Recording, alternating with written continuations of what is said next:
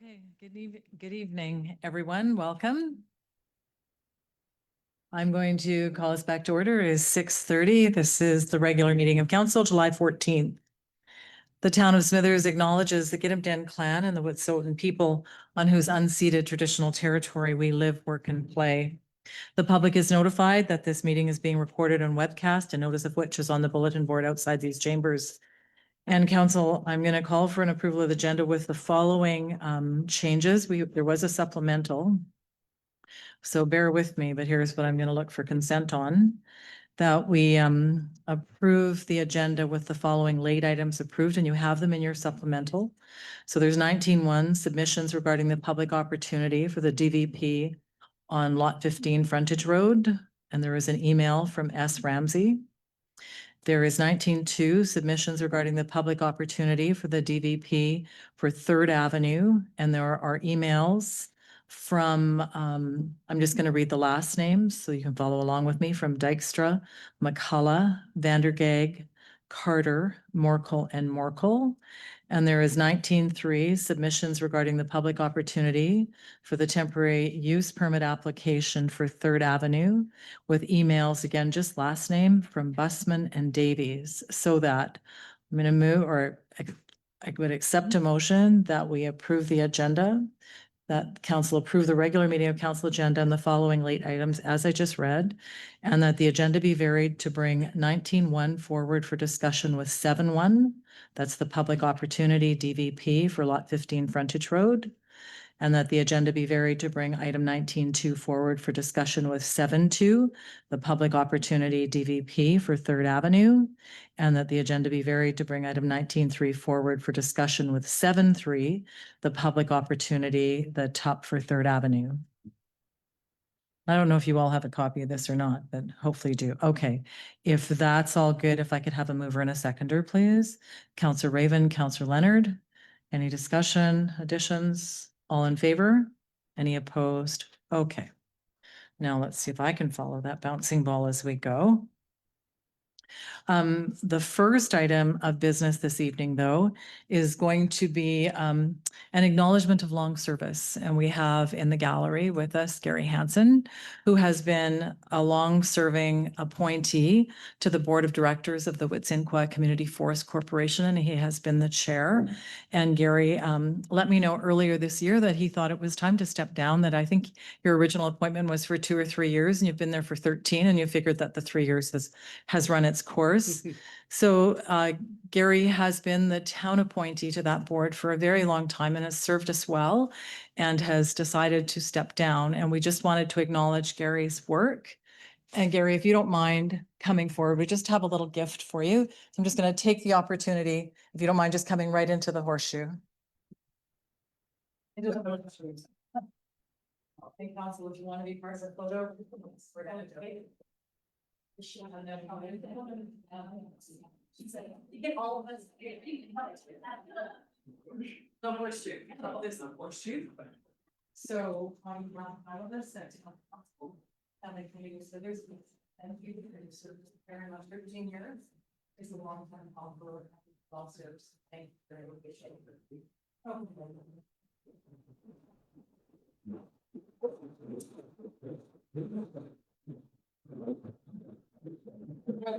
So let's get a photo of the council. Council this time, but we are short. Okay, then here. Oh, what should I? You should just stand right there. Yeah. Okay. Surprise.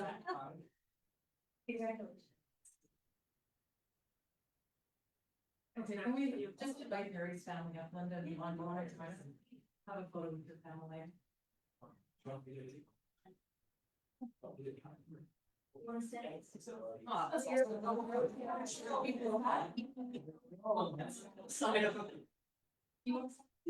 Seldom do actually get a family full. Cheaper this way.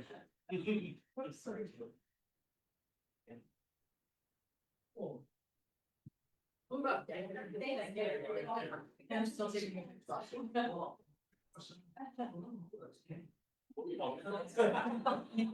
Congratulations. Yeah, thank you, Valerie. No,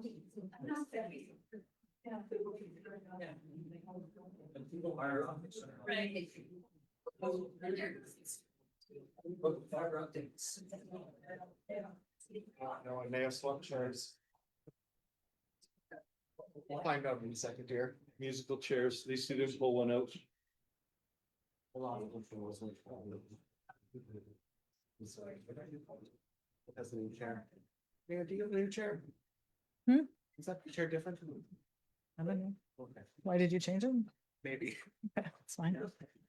Okay, thanks, everyone. And again, thank you, Gary, for your service and for joining us this evening. And I recognize we've got some members from the Wet'suwet'en board. There are other board members here too, but in this case, Wet'suwet'en Community Forest Board. And thank you as well to all of you for your service. Okay, next item on the agenda then, we have a public comment period. And this is different for those that are here for the public speaking opportunities. There will be specific opportunities for the DVP, for the frontage road, for Third Avenue, the shelter. So if you're here specifically for those, you get, that's still coming. So this is actually for anything else that's on the agenda, a 3-minute opportunity. And I'll just call people forward if you want to speak to any other item on the agenda, just to come to the delegation table, and you'll have 3 minutes. Please just introduce yourself plus the item that you're speaking to. So I think, okay, we've got someone coming up. Information sessions. Okay, and if you don't mind, when you see a button there, perfect. And if you don't mind just introducing yourself for the record. Yeah, thank you, Mayor Altral and councillors and staff. My name is Kevin Tyler. I'm a board member with the Bulkley Valley Community Resources Board. And the town received a letter recently from our board requesting co-sponsorship on a information session. Essentially, since the letter that signed by yourself, Mayor Altral, 4 years ago, approximately, and another letter from Telqa about asking for a more to the Environmental Assessment Office, asking for a more fulsome public information sessions. The issues continue to be of high interest in the community. It's continued to percolate. For those who've read the addendums in the agenda, you know basically what we're asking. And essentially, the staff have made it clear that financial backing is not an issue, and that's not really so much what we want. It's just the Bulkley Valley Community Resource Board. We would like to have a forum where the issues around the proposed mine can be properly aired, so we'll know what the benefits and what the potential impacts are, and they can be answered by a team. It's not set up. We don't want to have a format where it's going to be adversarial and be controversial. We want to get the facts out, and that's what a lot of the people in the community want. And there is going to be a session like that in Telqa, and it is being supported by their council, is what I've been told. And that's so what we're really looking for is just some endorsement by the town, so that it would lend more legitimacy to a public information session that is set up in a format to allow questions and answers to air both proponents and those who are opposed to it, but also just to get the facts out there, because the information sessions to date have not been of that format. They've been one way, and that's frustrated some of the people in the community. So. Okay, thank you. If in this public speaking format, we don't do a back and forth. We're just hearing from you. So thank you very much. And if there's anyone else who wanted to speak to an item on the agenda, I'll invite you forward. Sarah, if you wanted, yep, this is.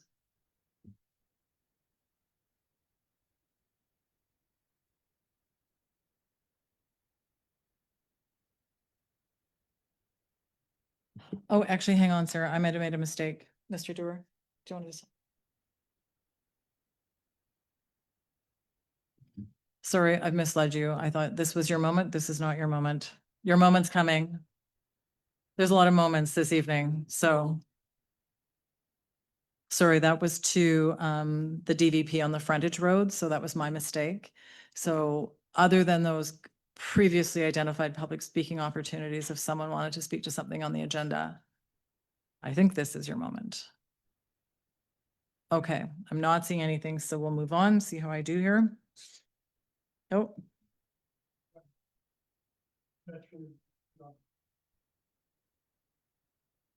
That's coming up. Yep. Okay. So then, and do we have all?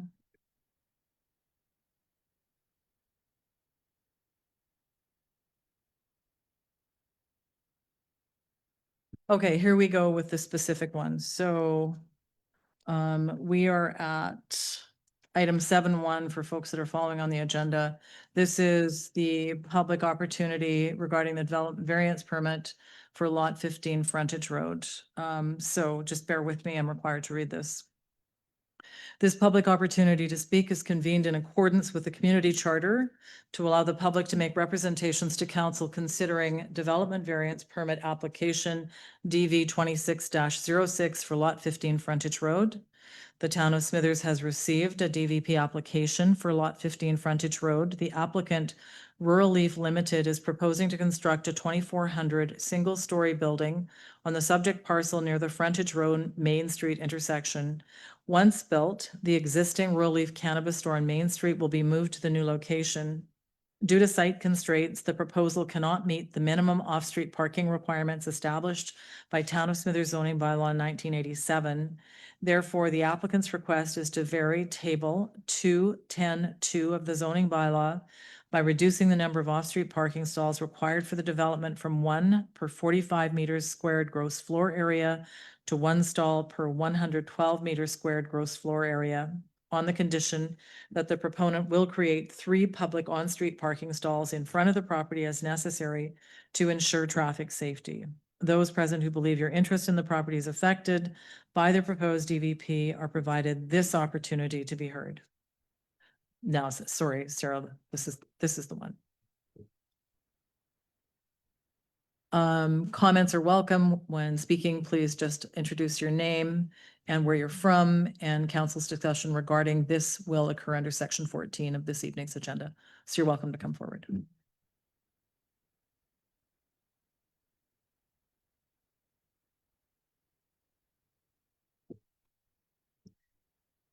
My name is Sarah Fitzmaurice. I'm the newest owner, part owner of Rural Leaf Limited. We are an eight-store cannabis chain with most of our stores along the Highway 16 corridor. I am also the CEO of the company. So I should say good evening, Mayor and councillors, and thank you for considering the developments variance permit application this evening. I also wanted to thank town staff for all their hard work in preparing the report for you. And also acknowledge the advisory planning committee and their thoughtful review and recommendation. The building will become Rural Leaf's flagship retail store, and it represents a significant long-term investment in Smithers. And our vision is to create a marquee building that will become a source of pride for the community and help strengthen the vitality of our town. I acknowledge our neighbors' opposition of this variance application. In response to that letter, I'd like to say that our delivery, our freight partner from the BCLDB would come to the building once a week on Tuesdays between 9 and 11. So that is 1 delivery per week in the window of between 9 and 11. And we will also require that BCLDB freight partner to back into the loading area so that they can drive forward out of the access point. We have also are in the process of selecting a designer and a builder that we will announce soon. And this team is famous for their creation of innovative, small, sustainable spaces. So they are sort of the dream team to build this type of building on this small site.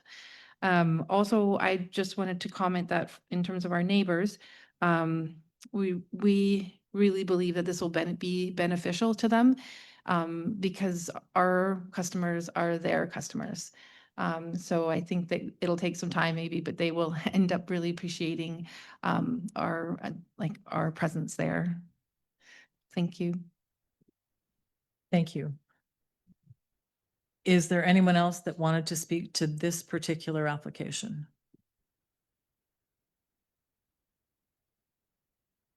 Calling again. Do I have to do this? So calling for a second time, if there is anyone that wants to speak to this particular application. And for a third time, if anyone wants to speak to this application. And Mr. Schroeder, I will just ask about the letters. Have we received letters regarding this one? Thank you, Mayor Atchell. We received one letter that was incorporated into the supplemental and no further letters have been received. Okay, thank you. Thanks, Don. Okay, then I will declare this public speaking opportunity closed at 6:45 PM. All right, the next one, and again, bear with me, I am required to read this. This public opportunity to speak is convened in accordance with the community charter to allow the public to make representations to council regarding development variance permit application DV 26-07 for 3892 3rd Avenue. The town of Smithers has received a development variance permit application for 3892 3rd Avenue. BC Housing is proposing to operate a 25-bed, 24-hour shelter facility as part of the Homeless Encampment Action Response Temporary Housing or HARTH initiative, commencing on October 1st, 2026 for a maximum term of 3 years. The proposed development must comply with all of the town of Smithers bylaws, including the off-site works and off-street parking requirements. As part of the subject DVP application, the applicant is requesting to vary the following. 1, Section 3.4 Subdivision Servicing and Development Standards Bylaw number 1800, exempting the proposed development from all off-site work requirements. 2, Section 292C Zoning Bylaw number 1987, varying the maximum height permitted in the commercial zone from 2.5 meters or 8.2 feet to 3.66 meters, 12 feet. And that's referring to fencing. Item 3, Section 2.10 Zoning Bylaw number 1987, exempting the proposed development from complying with off-street parking design and construction, landscaping and maintenance requirements other than those pertaining to the functionality and public user safety. Those present who believe your interest in the property is affected by the proposed DVP are provided this opportunity to be heard. Comments are welcome. When speaking, please start by stating your name and area of residency. So anyone who is here to speak to this now, this is your opportunity. I invite you up and ask you to keep your comments to that 3-minute mark. So if anyone wants to speak to this, come on up.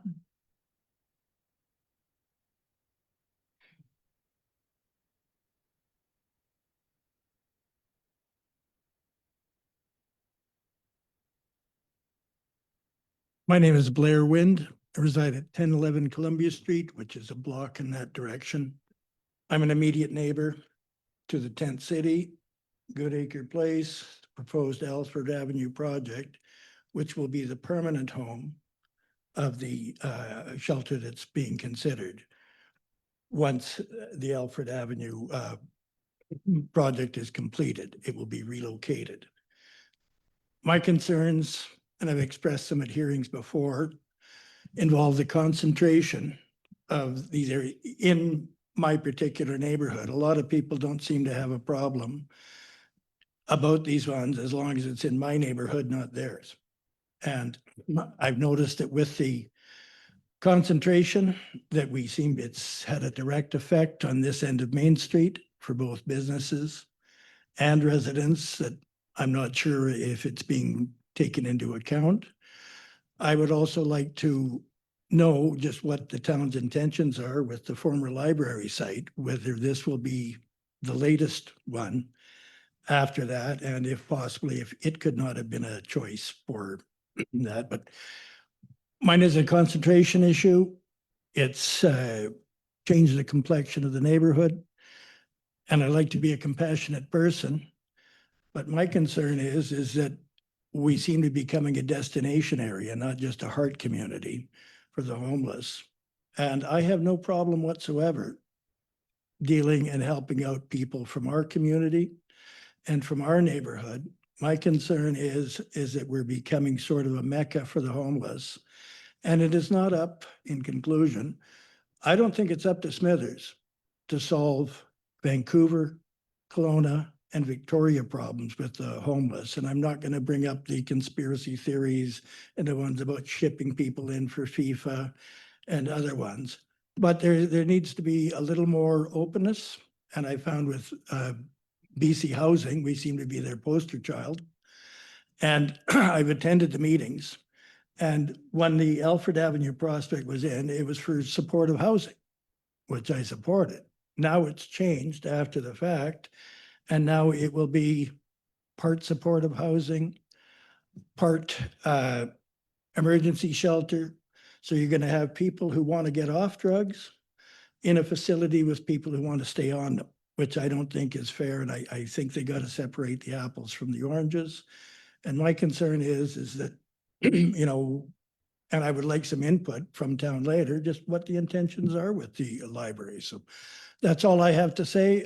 In the end, the one at Third Avenue, which is a little bit farther away from me, soon it'll be right down the alley for me. So thank you.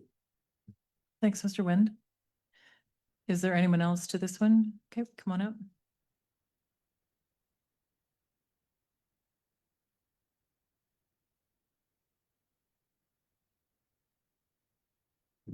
My name is Scott Marco. I live at 1201 Queen Street. I guess I didn't come here with any, I didn't think there was going to be any opportunity to say anything. But I'm a little, when I got the letter, I was, the detail in the letter was pretty vague. Fence size, yeah, up to that height. Parking requirements, what does that mean? No on-site parking, or is there other parking available to them? I just thought it was pretty vague. And then I see tonight here, someone who's petitioning for a variance, they came with a presentation. They came saying, well, we know these are some concerns and we're addressing them. And I don't see BC Housing doing that. I don't see, and maybe I missed the part because I wasn't here at the last meeting. If there was going to be concerns brought up, and if that's true, I just missed it. But I look at what they want to do, and I think that I'm a little concerned because we have this encampment over here, and we have a sign outside. We've had 3 different types of signs outside the encampment.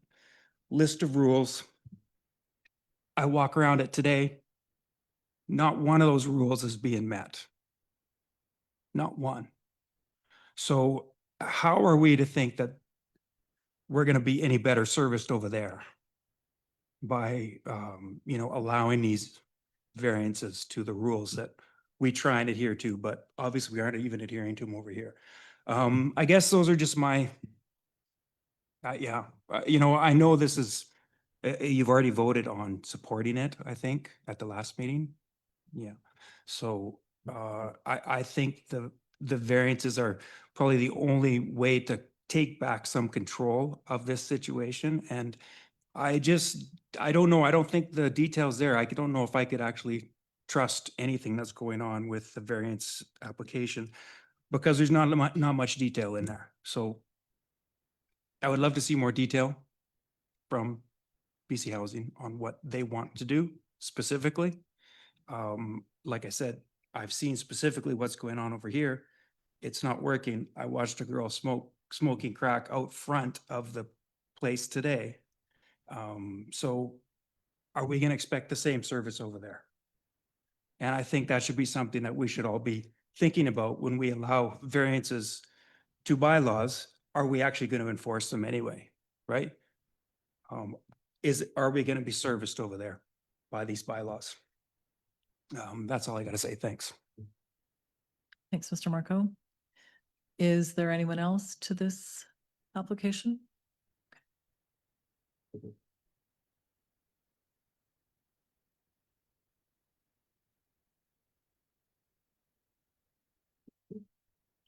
Yes, my name is Tom Roper and I live on Third Avenue. I'm 3 lots away from the shelter. And last year when the shelter was in place, we had quite a few problems. There was actual break-ins into my truck and various things were stolen. And so my concern, I realize we need to have a shelter for winter, but my frustration is how we can have the lots here available to build on. And we're now 8 weeks into the building season and nothing has happened there. Because I would like to see that the construction would happen, that we're not looking at the shelter as a long-term situation. It's a short-term situation. And I just don't understand how we can miss out on a building season of 2026. Thank you. Thank you, Mr. Roper. Anyone else to this application? I'll just call 2 more times. If anyone else would like to speak to this DVP application. And for the 3rd and last time, if anyone wants to speak to this application. And Mr. Schroeder, I'll just ask again. I know that we've got them, but I'll just ask about letters received. Thank you, Mayor. All letters that were received were incorporated into the supplemental agenda that's been provided. No further letters have been received. Thank you. Then I am going to declare this public opportunity regarding DVP DD 26-07 for 3892 3rd Avenue closed, and it is 6:56 PM.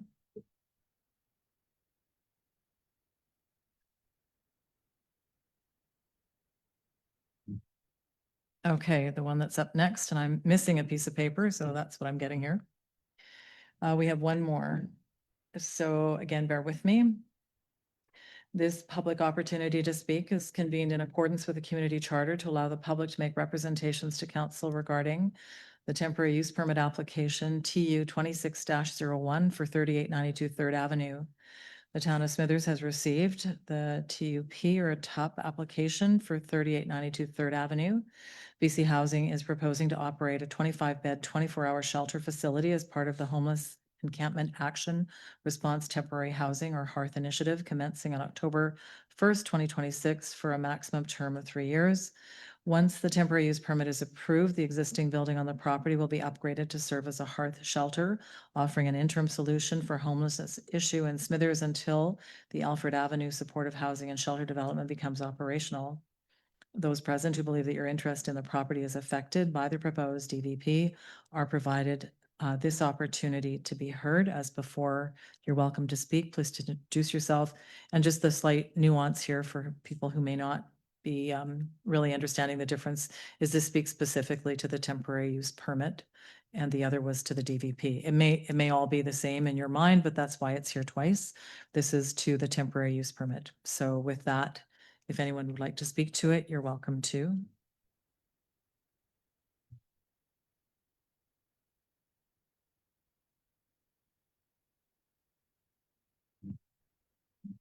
I'll call again, and it may be that all of you have spoken in the first round. If there's anyone who would like to speak to the temporary use permit. And I'll call one more time if anyone wants to speak to the temporary use permit. Looks like you're thinking.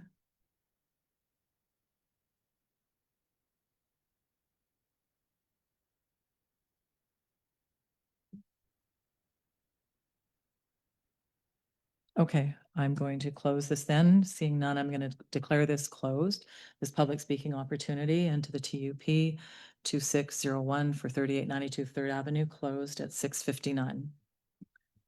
And again, Mr. Schroeder, just speaking to the letters received. Thank you very much, Mayor Attrell. All letters were incorporated into the supplemental agenda that was provided to council. No further letters were received. Thank you, and I got that a bit out of order, but thank you. Okay. So then.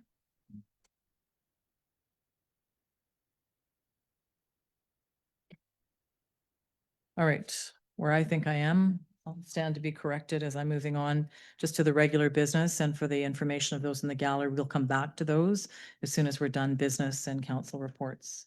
So we're good, Mr. Schroeder. I'm going to move on to the minutes. Okay.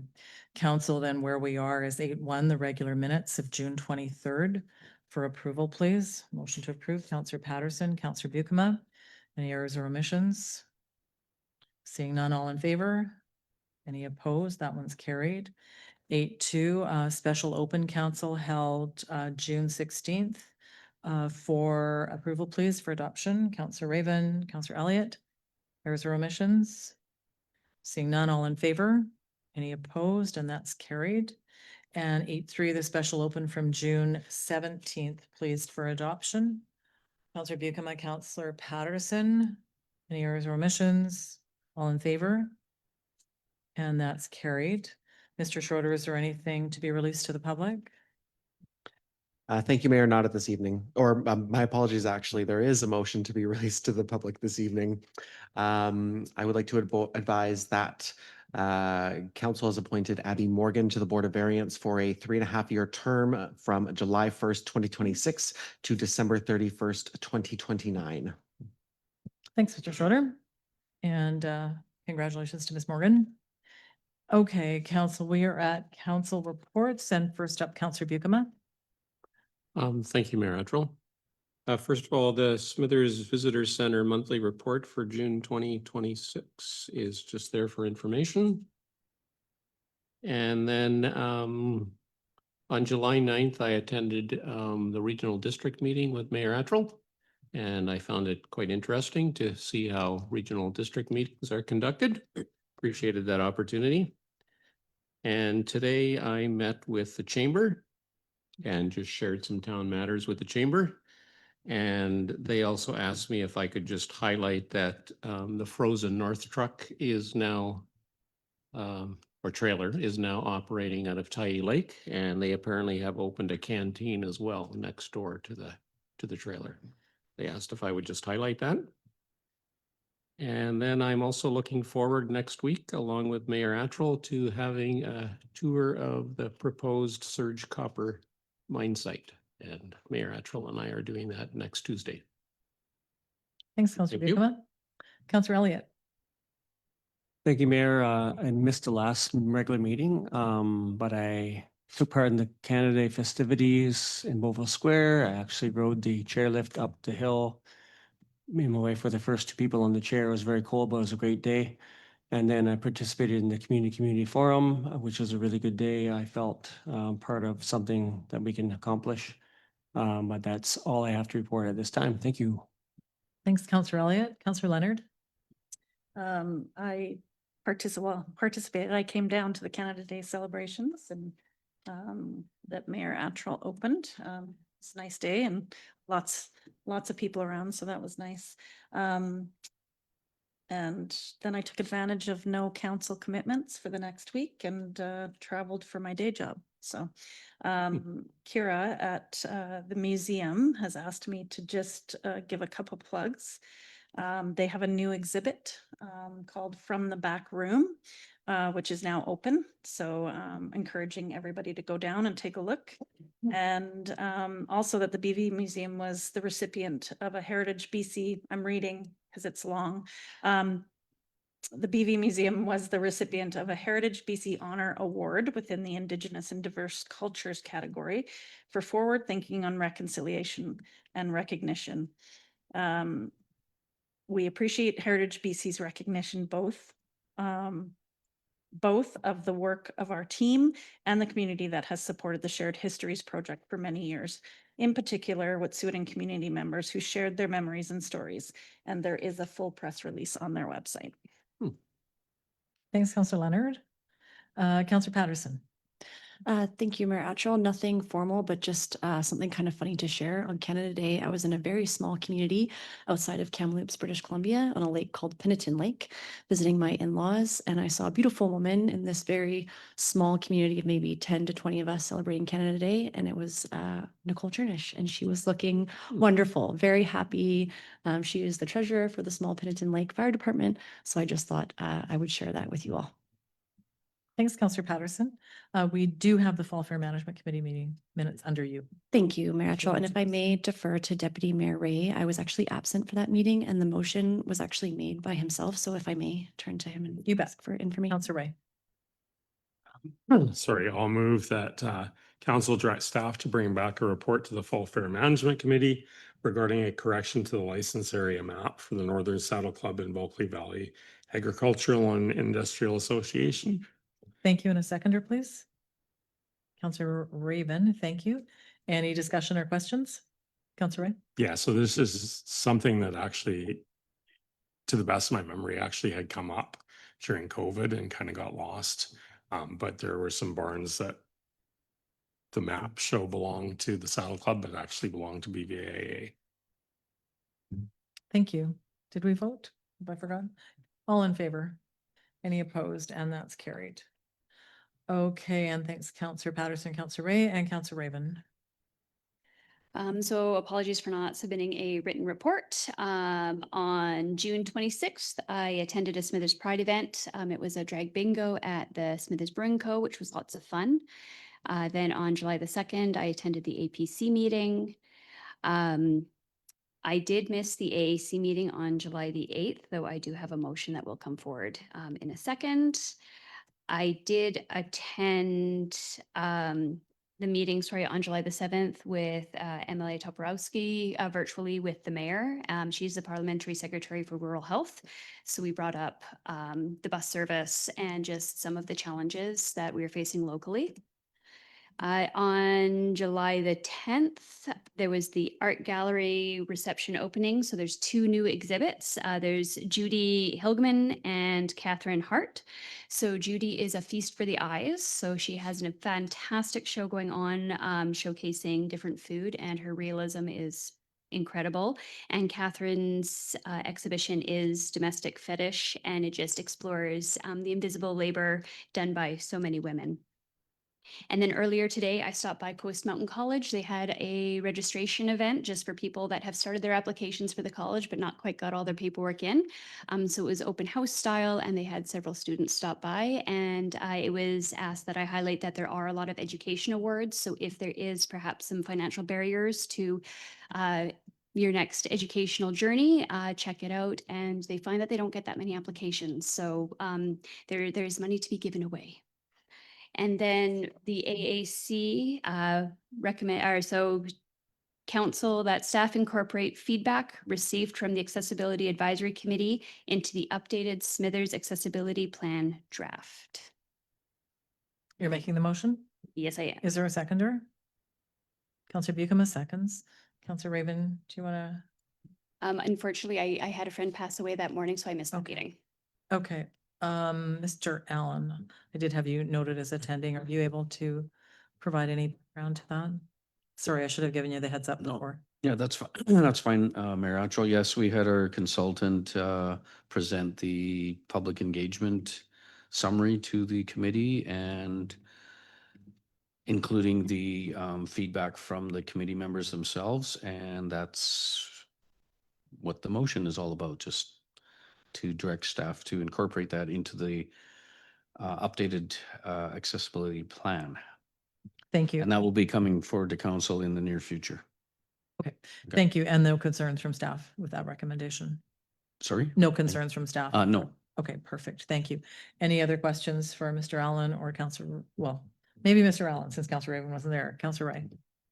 I'm just through to Mr. Allen, just wondering how staff incorporates feedback when there's so many varied ideas. I was at the first meeting when it was presented for feedback, and just the feedback was very varied, not varied in intent, but definitely varied in scope. And I was just wondering how staff incorporates feedback versus just doing everything that is in this list in the report.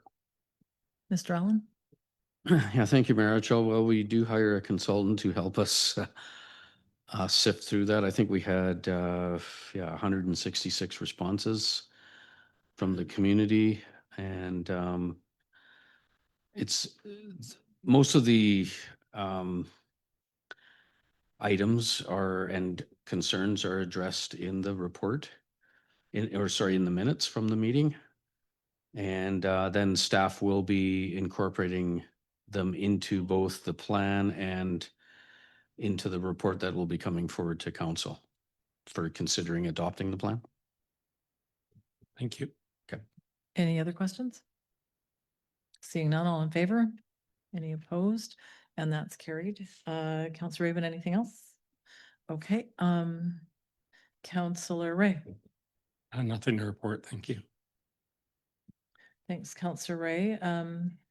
Two things, just for information that, happy to appoint Councillor Ray to continue in his role as deputy mayor till the end of the term.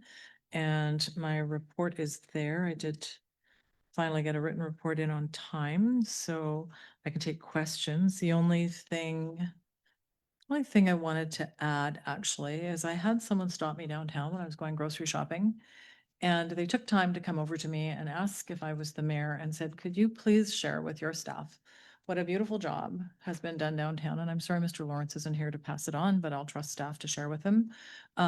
They commented on the gardens and the parks, and because the person took time to come out of their way and just comment on the beauty of the work, I wanted to share it in public, and I'll trust Mr. Dewar to share it back with Works and Ops. So it was quite lovely.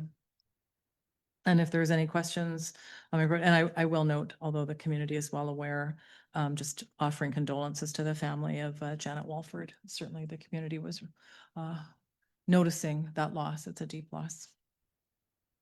Okay, seeing nothing, then we'll move on.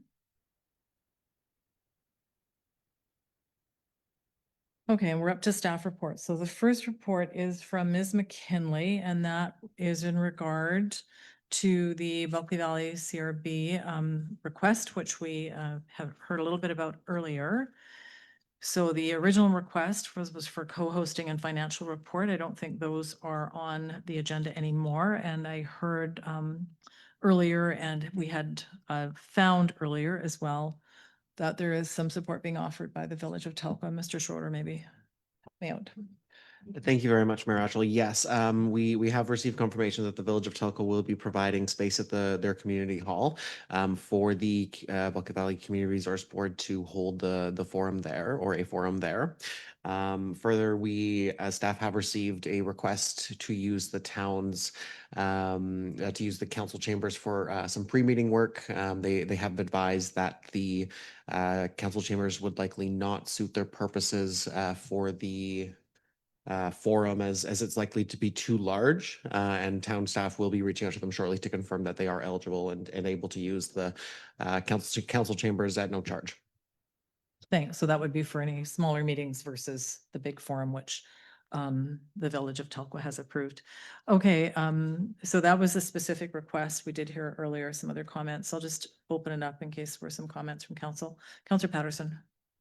Thank you, Mayor Atchell. Was just curious if you received a response from the Environmental Assessment Office to your letter. That was a long time ago, and I think my memory of that, good question, because I was involved as Councillor Ray was as well in what was called the working group. My conversations with the Environmental Assessment Office at the time was that they were not supportive of sort of the, I'm going to call them the more old-fashioned presentation style of meeting.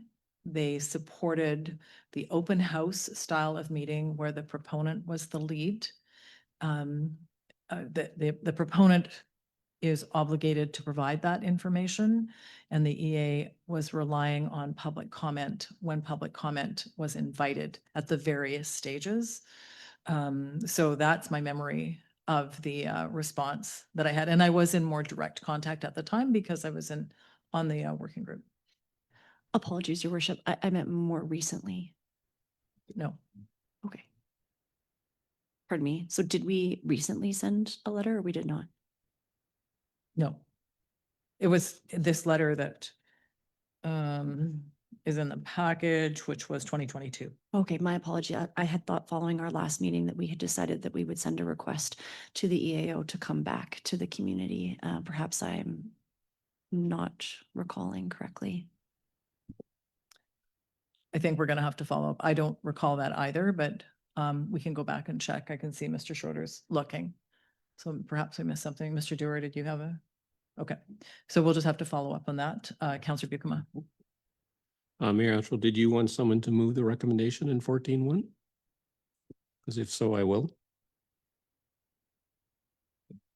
Go ahead, Councillor Buikema. Anyway, I will move the recommendation in 14.1. Is there a seconder? Councillor Raven seconds. Any discussion to the motion? Councillor Raven? So I definitely appreciate staff's time, and I was definitely concerned when there was going to be a financial cost, but now knowing that Telqua is going to host, it's not going to be a financial cost to us, and staff have stepped up in their capacity to offer what we can. I think that's a really good solution to the request. Thanks, Councillor Raven. Anyone else? The only thing I'll offer is the speaker at the beginning of the meeting made some other comments, and I'm happy to follow up afterward once there's some idea how this public engagement session will go. I think council is dealing with the request that was put in front of us, which is what we must do. And if there's a subsequent, a subsequent request, we can deal with it at that time. So I did hear that things are changing, and perhaps we can just touch base afterwards. Okay. Second time I had to ask, have we voted? Okay, all in favor? Any opposed? And that's carried. Okay. We are at 14.2, report from Ms. McKinley on with a recommendation regarding the request from, such a long name, Canadian Association of Physicians for the Environment, and looking for support for a cumulative impact assessment regarding the LNG industry. The recommendation is there. Councillor Raven moves. Is there a seconder? Councillor Elliott seconds. Discussion, Councillor Raven. I just really appreciated this coming forward. So often there is a bit of piecemeal and we're not looking at cumulative effects. So whether it's health effects or in land use planning or any of that, I think it's good to take a whole look at the whole picture. So I support this letter being sent. Thank you. Any other comments? Councillor Patterson. Thank you, Mayor Atchell. I just want to make a comment that we've been touching on sort of the environmental assessment process. And as someone who's sort of intimately familiar with that, I just want to say that we have one of the world's best, I would argue, environmental assessment processes. There's an incredible amount of public servants who work diligently and tirelessly to make sure that we're balancing both social, economic, and cultural objectives. So I just want to recognize that. And one of the reasons why I'm going to support this is it's not only our physical health, but financial health. So I talked a little bit about this when we had Pacific Northern Gas here. I think my interest in this is not only looking at the assessment from a sort of immediate health impact, but holding them account for better financial management of their existing assets and allow them to do so that we don't continue to bear the burden, the financial burden that we continue to see, especially in Northern BC, because they're unable to accurately manage those assets or appropriately manage those assets. So I appreciate this. Thank you. Thanks, Councillor Patterson. Anyone else? Councillor Leonard. I'm probably on the wrong side of this vote. I will be opposing it for reasons I mentioned last meeting, but I'll point out a couple.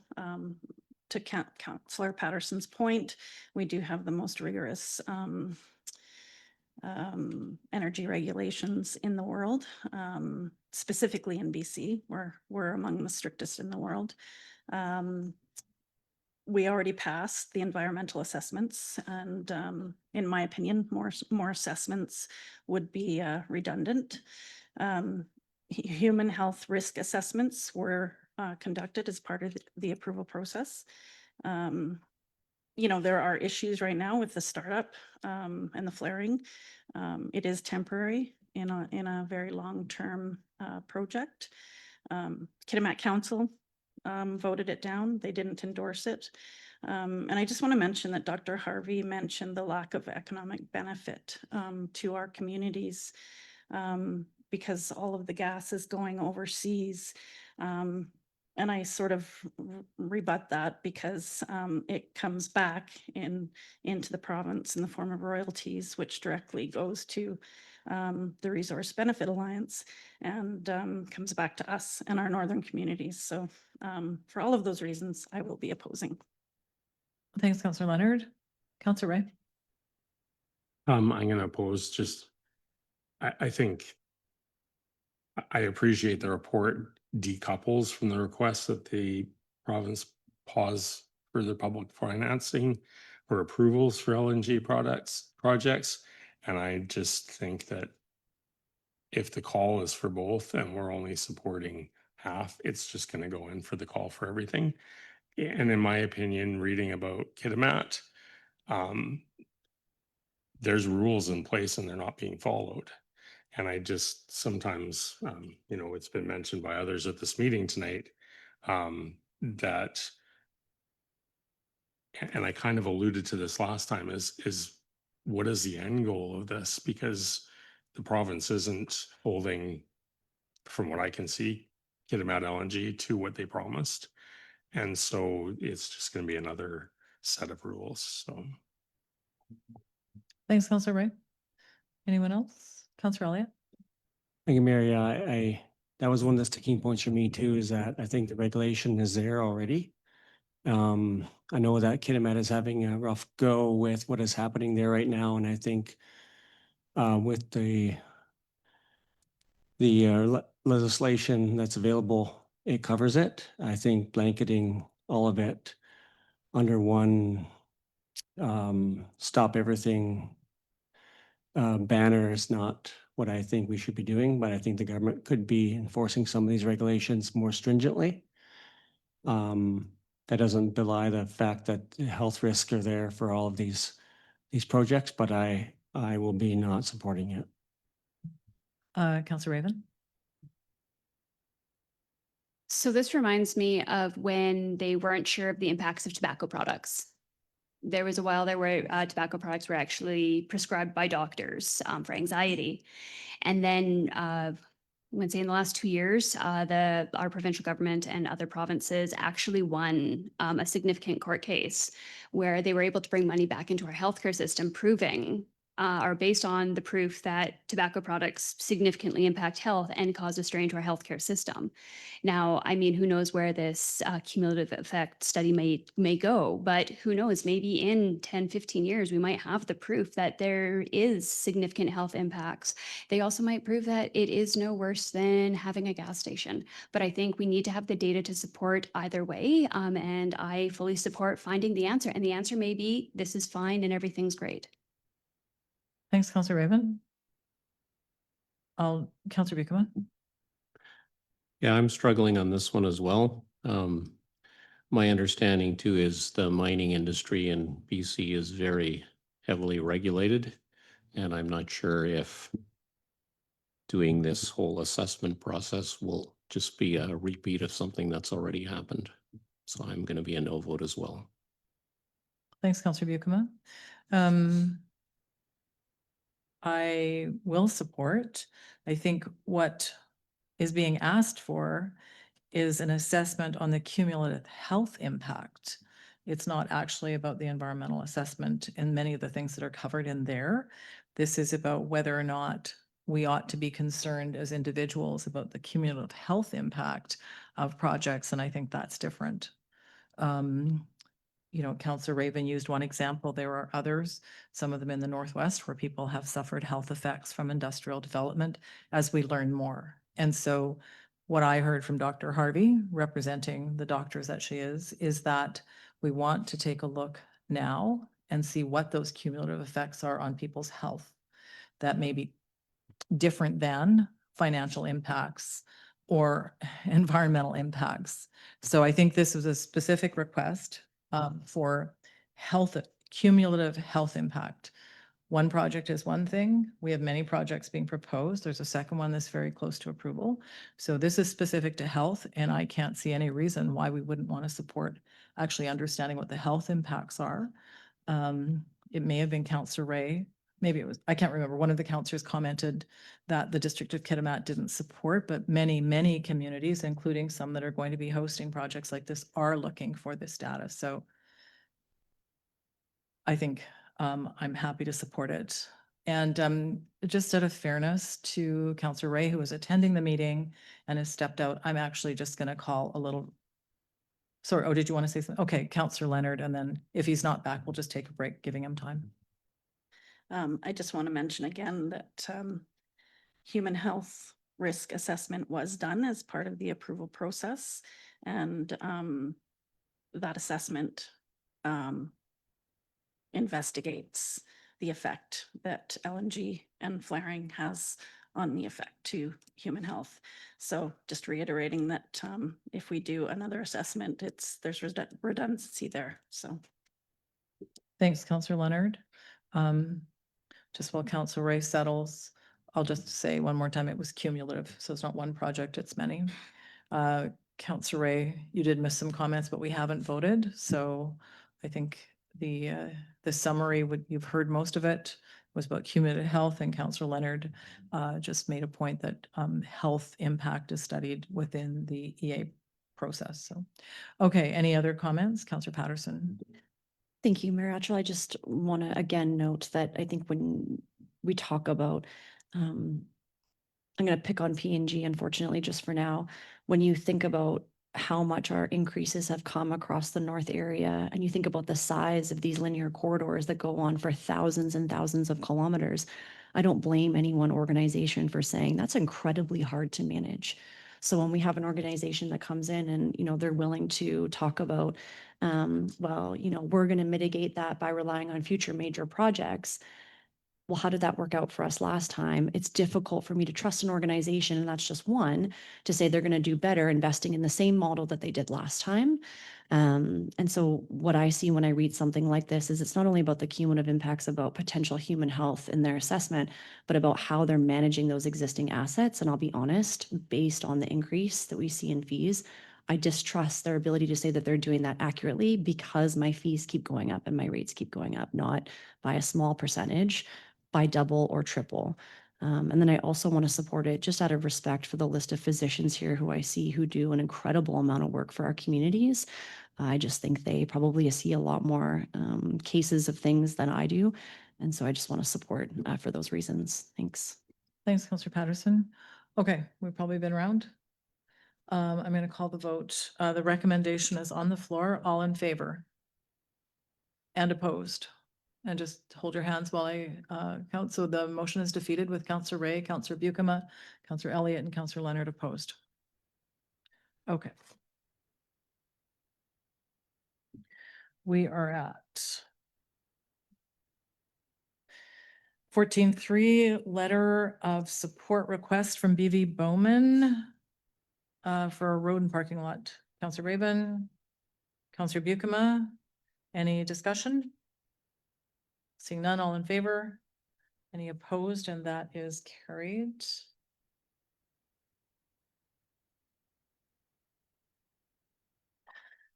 Report from Ms. LeBlanc on Canada Community Building Fund Phase 3 NESA with a staff recommendation, 2 parts. Councillor Patterson, you're moving both. Did I skip something? We'll go back.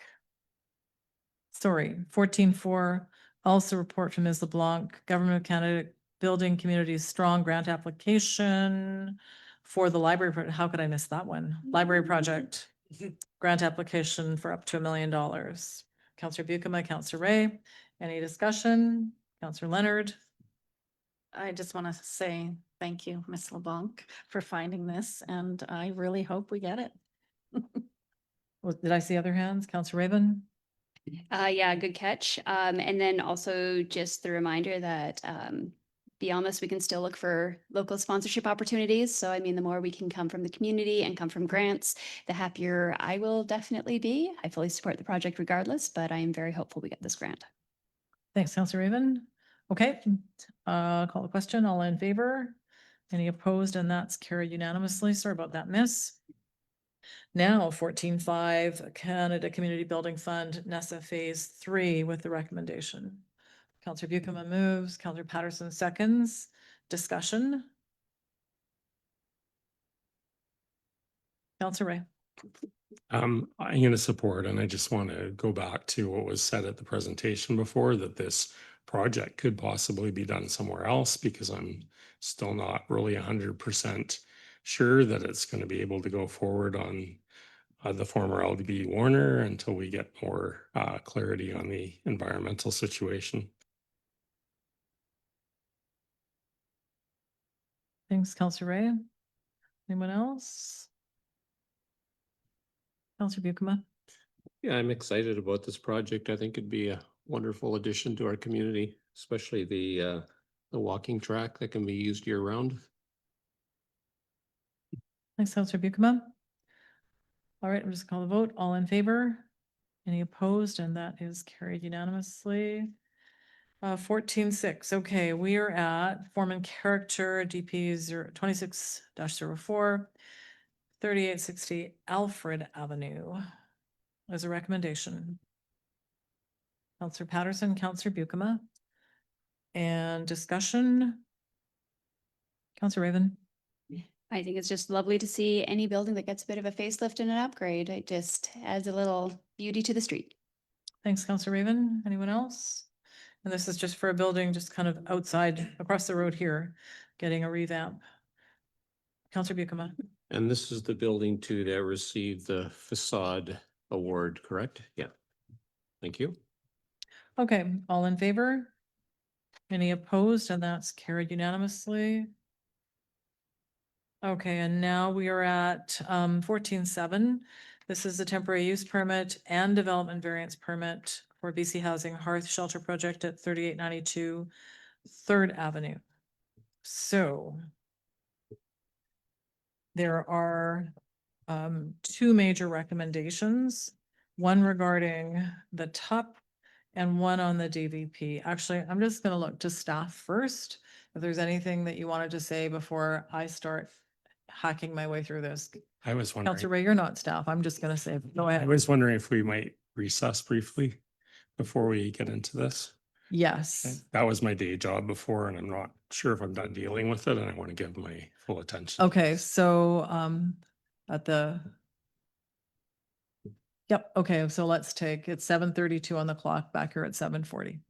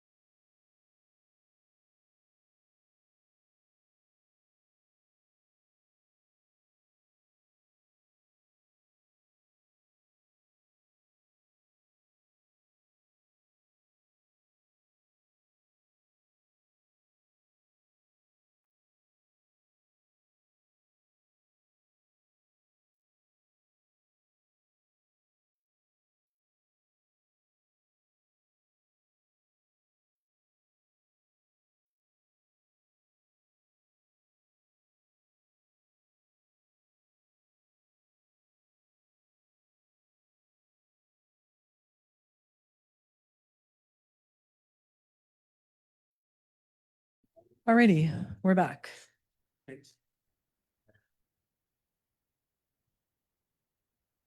Okay, we'll just call us back to order.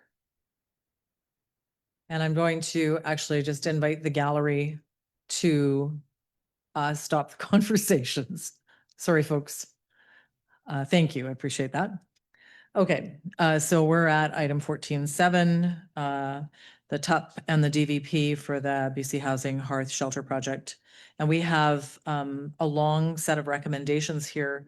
So my intention is first to open for questions of curiosity, and then we'll move to the recommendations. So if council have questions for staff, this is the moment. So I'll just go around. Probably I'll start with Council Leonard. Forgive me if I'm jumping around a bit, just my notes as I was going along. So one of my questions, and I'm sort of referencing what I've read in letters today and submissions from the public. Was hearing a lot about the temporary use permit and the 3-year with a 3-year renewal.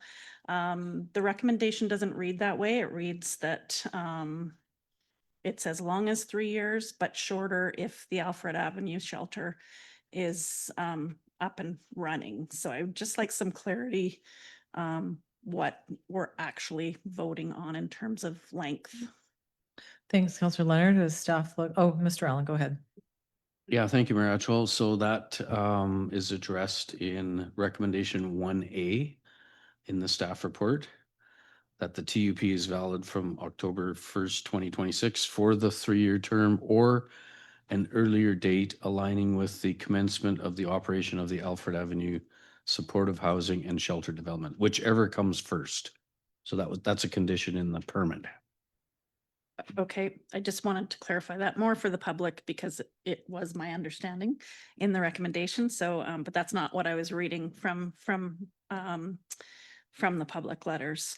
So my next question is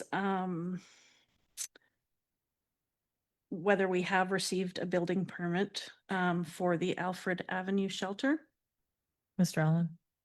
Yes, we have received the application within the last 2 weeks and staff are reviewing that.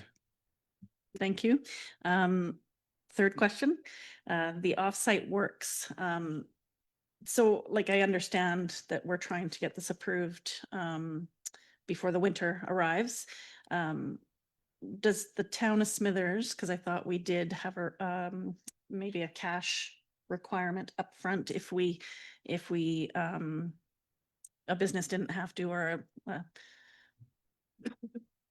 It's the cash in lieu. help me out here, yeah, didn't have to do the actual work, but they could pay a fee towards offsite works that could be used somewhere else down the road. Is that something that we could consider? Because that's not in here either. Mr. Allen. Thank you, Mayor Atchell. The cash in lieu is still actually for the required offsite works. It's just that if it's the way it's worded in the bylaw, that if it's impractical to build at the time, for example, paving just a short section of a laneway with the remaining lane being gravel, the option is to take a cash in lieu payment, and then when all of the funding is secured to pave the entire lane, then it would be used at that point. But it is still for required offsite works. It's that's not the case in this application. This is for waiving that requirement. Yeah. Thank you for that. So I guess I'm like, if I was gonna oppose, this would be my opposition, because I think you know, our neighbors right next door were required to do all their offsite works, and now we're waiving this, which I think is unfair to the business community. And I would be more amenable to collecting that cash in lieu and maybe doing that work, because it is still a block in downtown, in the downtown core. And what's wrong with having them pay for a sidewalk? sorry. Um, my other concern, this is now, I'm not, no more questions, I'm just throwing it out there, is around enforcement, and I think somebody spoke to it earlier this evening, but it was a concern, and you know, drugs are illegal now, and you know, we've talked as a council lots about that, and we've been assured by BC Housing that you know, there will be enforcement, and you know, we keep getting told to call the RCMP if people see illegal activity. But I am concerned around that, and I do appreciate the new design of the fence, how it's coming right to the front, and there's almost like a fence within a fence. So hopefully that will deter outside visitors. And we don't have representatives of BC Housing here, so they can't really comment around that. But anyway, maybe I'll just leave my comments for now for somebody else. Okay, thanks, Counselor Leonard. I'm just gonna go around. If you don't have questions, it's fine, but Counselor Leonard, or no, you're Counselor Elliott. Thank you, Mayor. Actually, Council Leonard answered or asked a few questions that I had in my mind. In the requirement for the fence height, so the 12-foot, is that's required for this temporary use, or is that allowing them to build up to 12 feet? It's up to Mr. Allen. Go Yeah, ahead. no, that's correct. It's to permit, if it's decided by the project architect for screening from the neighboring property, then the fence can be increased from the current maximum 8 feet up to a new maximum of 12 feet. But that's still yet to be determined. Yeah, if I think of anything else, I'll ask later. Okay, no problem. Counselor Raven.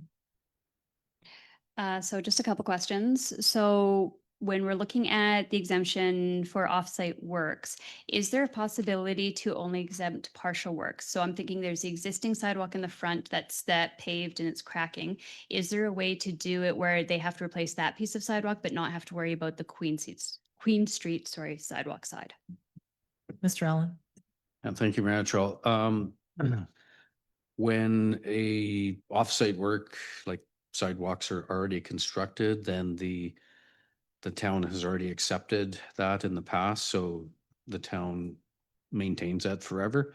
So in this case, it's actually just the Queen Street sidewalk that's required because it hasn't been constructed yet, and then paving of the rear lane. So those are the only two offsite works items.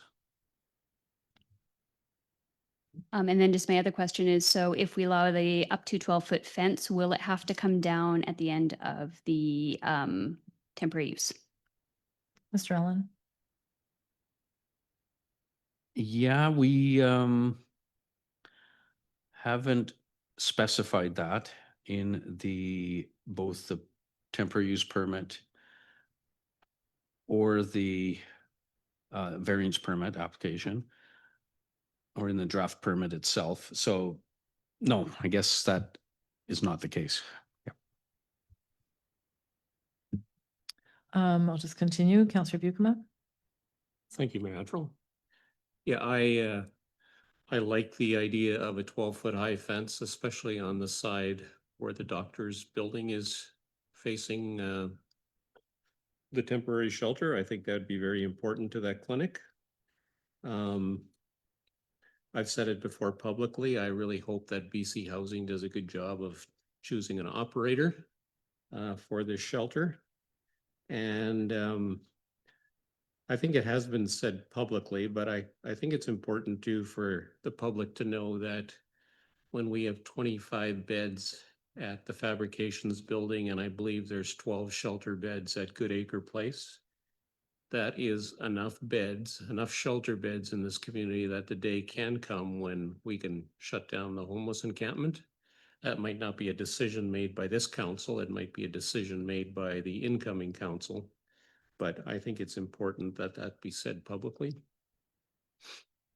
Thank you, Mayor Attrell. Thanks, Counselor Buchanan. Counselor Patterson. Thank you, Mayor Attrell. Just reflecting on what Councillor Leonard had asked about timelines, just to clarify that the applicant can apply for a one-time exemption for up to 3 years. Is that correct? Can you just repeat that?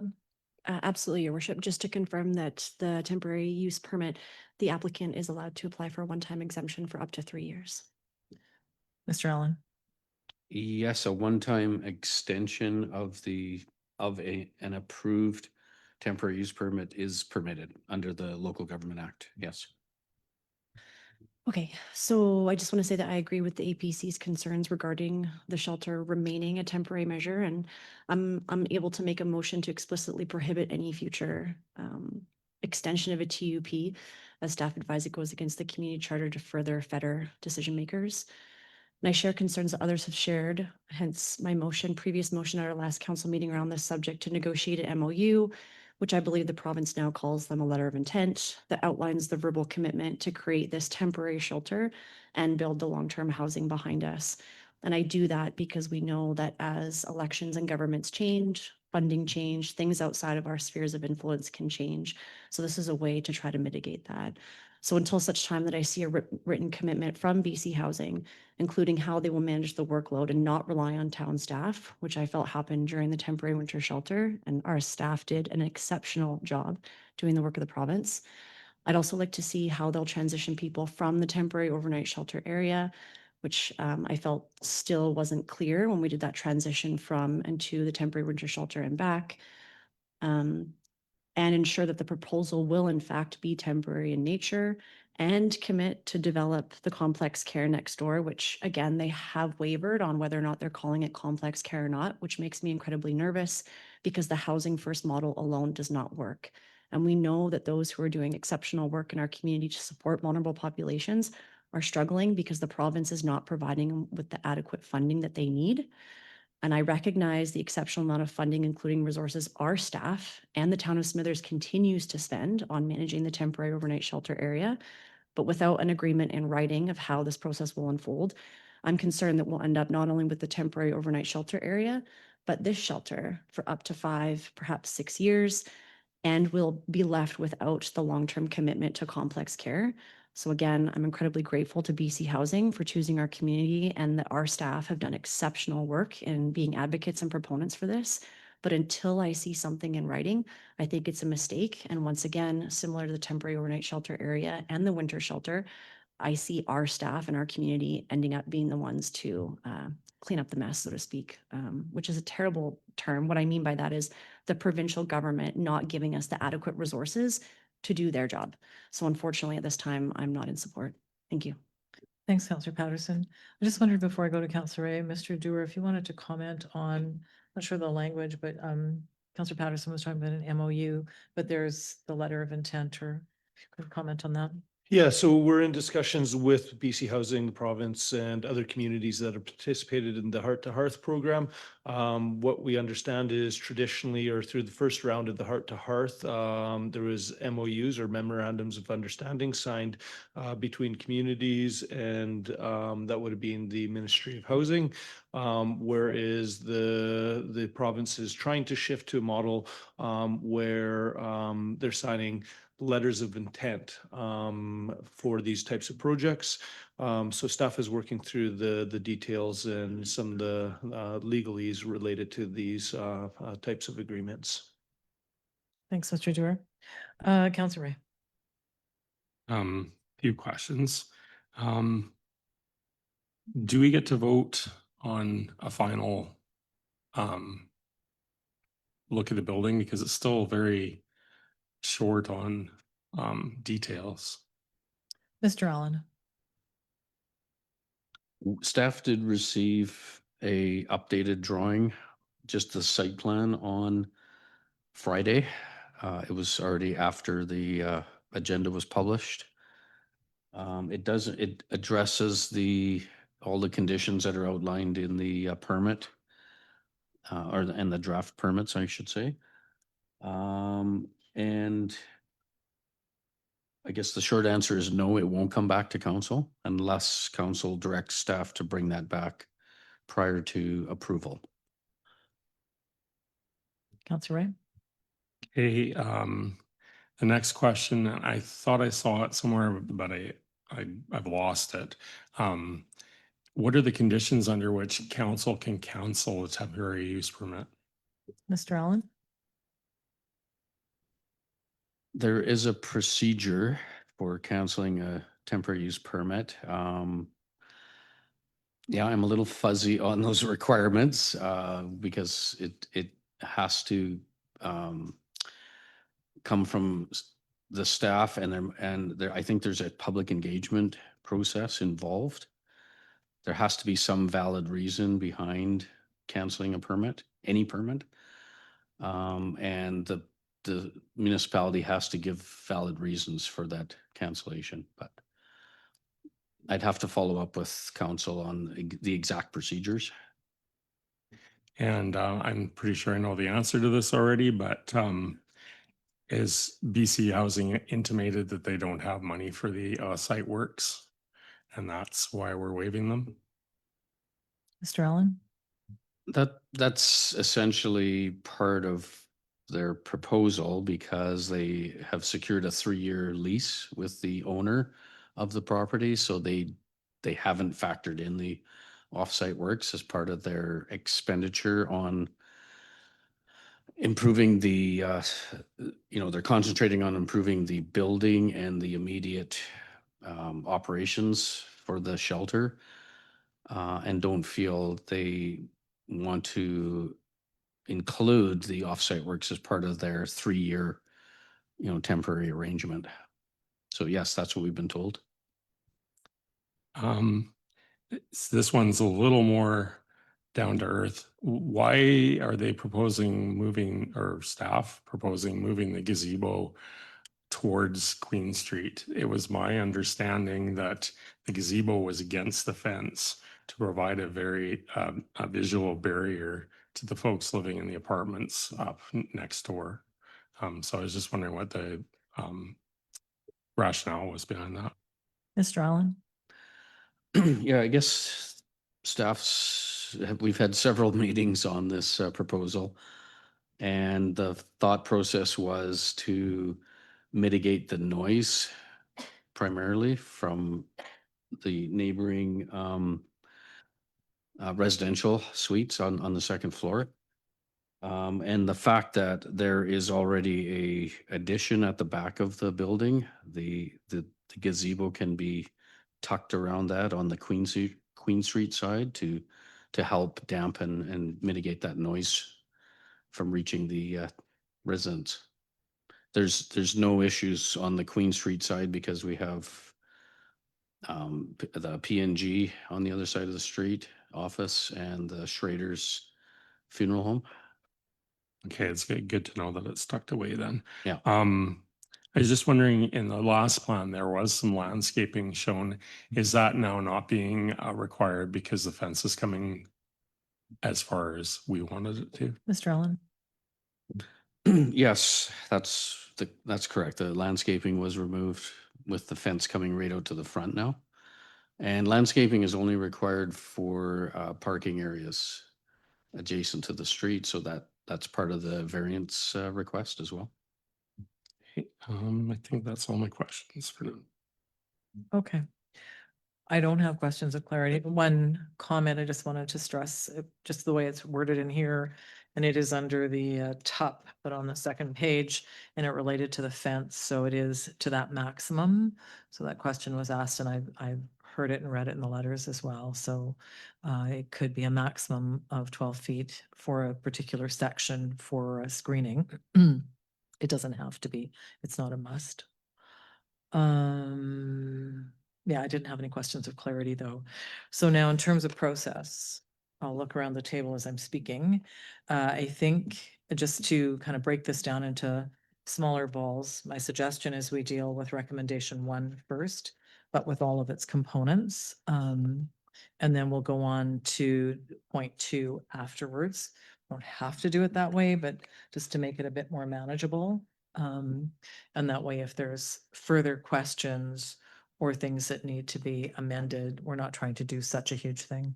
Unless Mr. Allen tells me I'm wrong. Mr. Allen. No, all that sounds great, the procedure. I just wanted to clarify one item that Council Raven mentioned or asked earlier. And I do recall now that the variance permit is linked to the hearth use. for this specific use. So the intention is that when the temporary use permit expires, the development variance permit would also be removed from the site or from the property, and that would mean the fence would no longer does the maximum 12-foot high fence would not be carried on. I think that can be yeah, that would have to be a new application by the owner of the property. If that 12-foot high, let's say it is 12 feet, then for that to continue on, it would have to be a new variance permit. Okay, thanks. Thanks, Mr. Allen. I'm just going to say one thing and I'll go to Councillor Patterson. I may have changed my mind during the time that you were speaking. I had a little opportunity to think again. We received a lot of comments and letters, and we've probably all received comments in person. So maybe what I wanted to say as we begin the discussion on the temporary use permit, you know, to folks that have taken time to write or are here tonight and are expressing concerns about what's happening. I think many folks do know that this isn't something that council has taken lightly. For those of us at the table, we've been dealing one way or another with the extraordinary measures of the encampment for somewhere between 5 and 6 years. Previous councils dealt with issues similar, you know, we called it the snow dump or the jungle, various iterations. So this has been a long issue for council. It's certainly become more contentious, more extraordinary over the last few years, but I don't think it is untrue for anyone to think that council has been careless about this. It has been something that has consumed a lot of time for staff. It's consumed a lot of time for council, and it has come with a lot of care. There is no one on council who doesn't care about how people are feeling. We have lived with the comments that we feel from, you know, either people living in the encampment, those who support, those of you who are in the gallery and people who are watching, people have written letters. And while, you know, we're going to discuss we did approve the shelter, we're discussing these particular applications. I think council has been both critical and compassionate in trying to figure out its way through here. There are many issues here that are well beyond our ability to deal with. And I know there are some, you know, we can see it in the letters and we've heard it in comments, people who would like us to just sort of make the camp go away. And that isn't something we can do.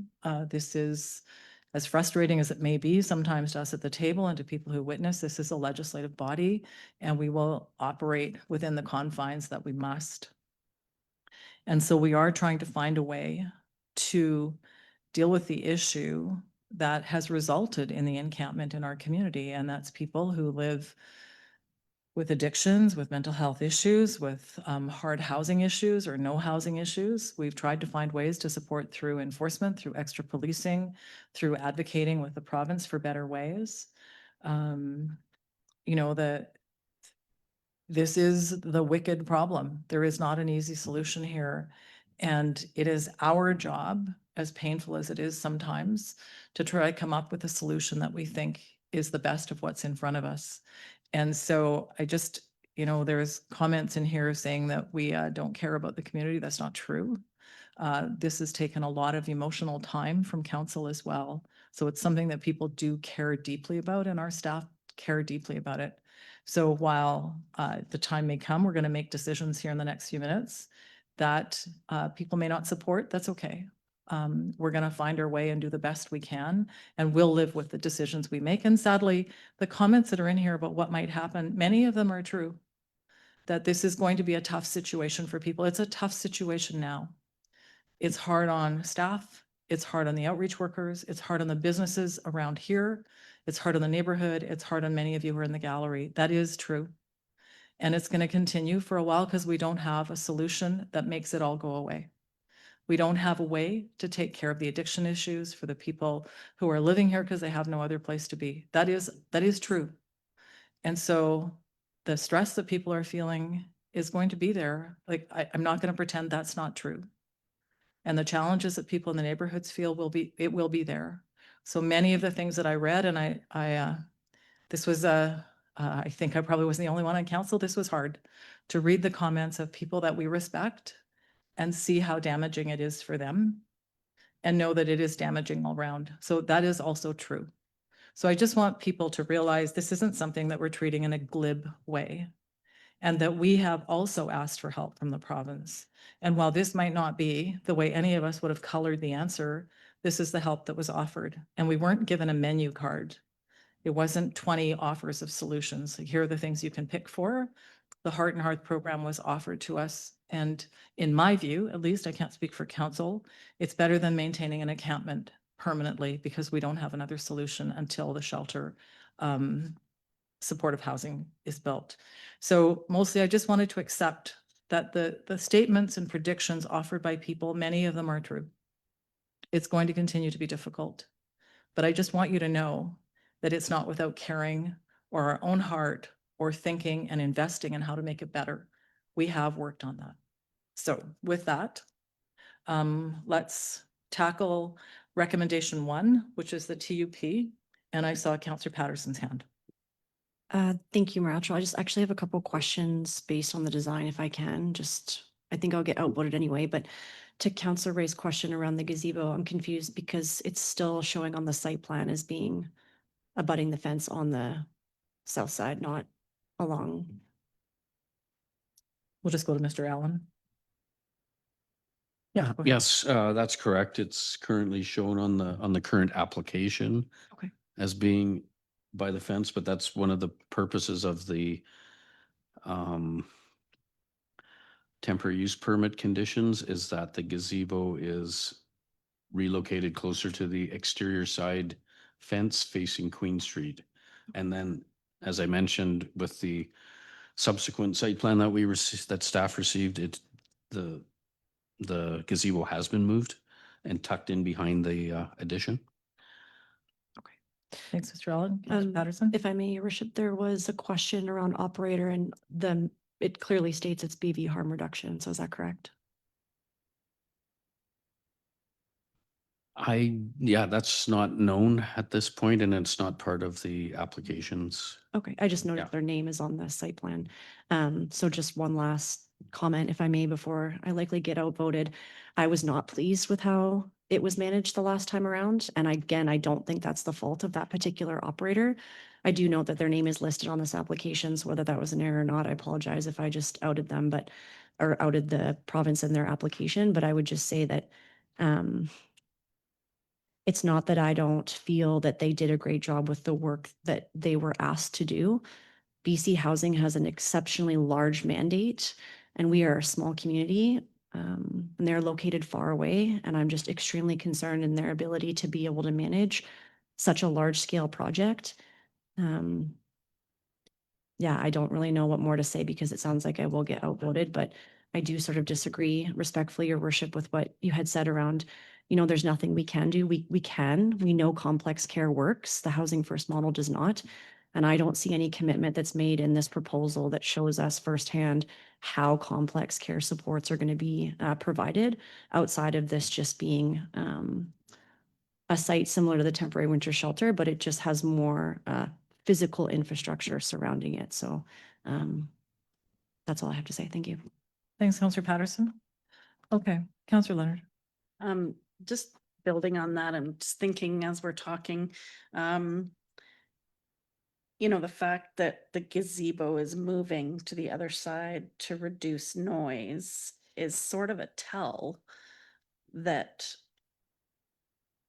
really what happens in that backyard isn't a concern for the people inside. So what we experienced last winter will probably just continue. So I'm bringing that back around to, and I'm sorry, I'm putting you on the spot, Mr. Allen, because you said your memory was a little fuzzy. So if we award this temporary use permit and the operator isn't managing the space, is that, would that be grounds for pulling the temporary use permit?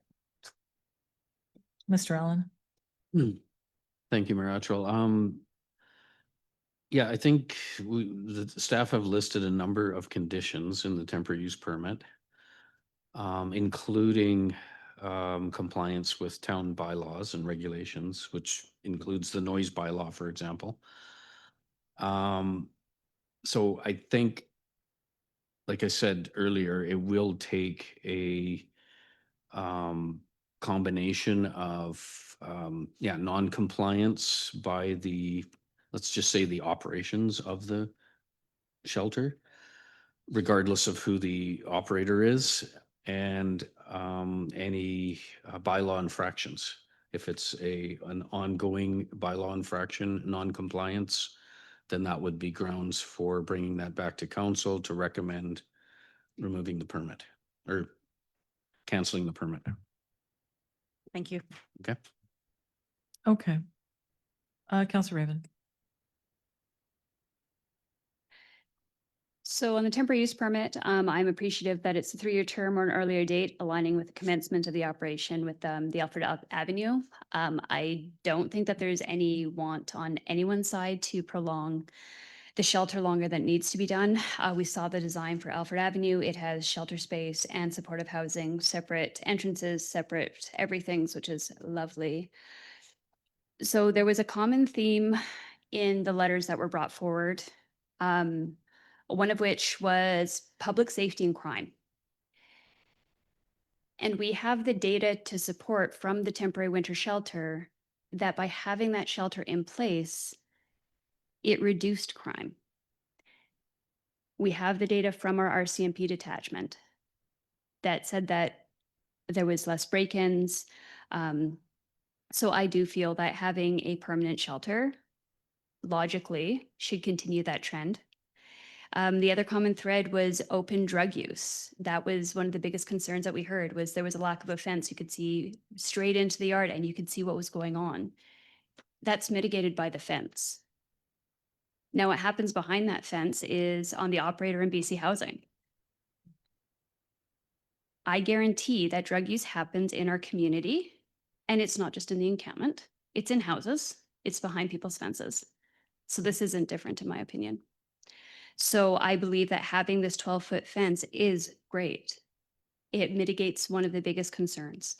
Also, by having the fence come out on the not Queen Street side.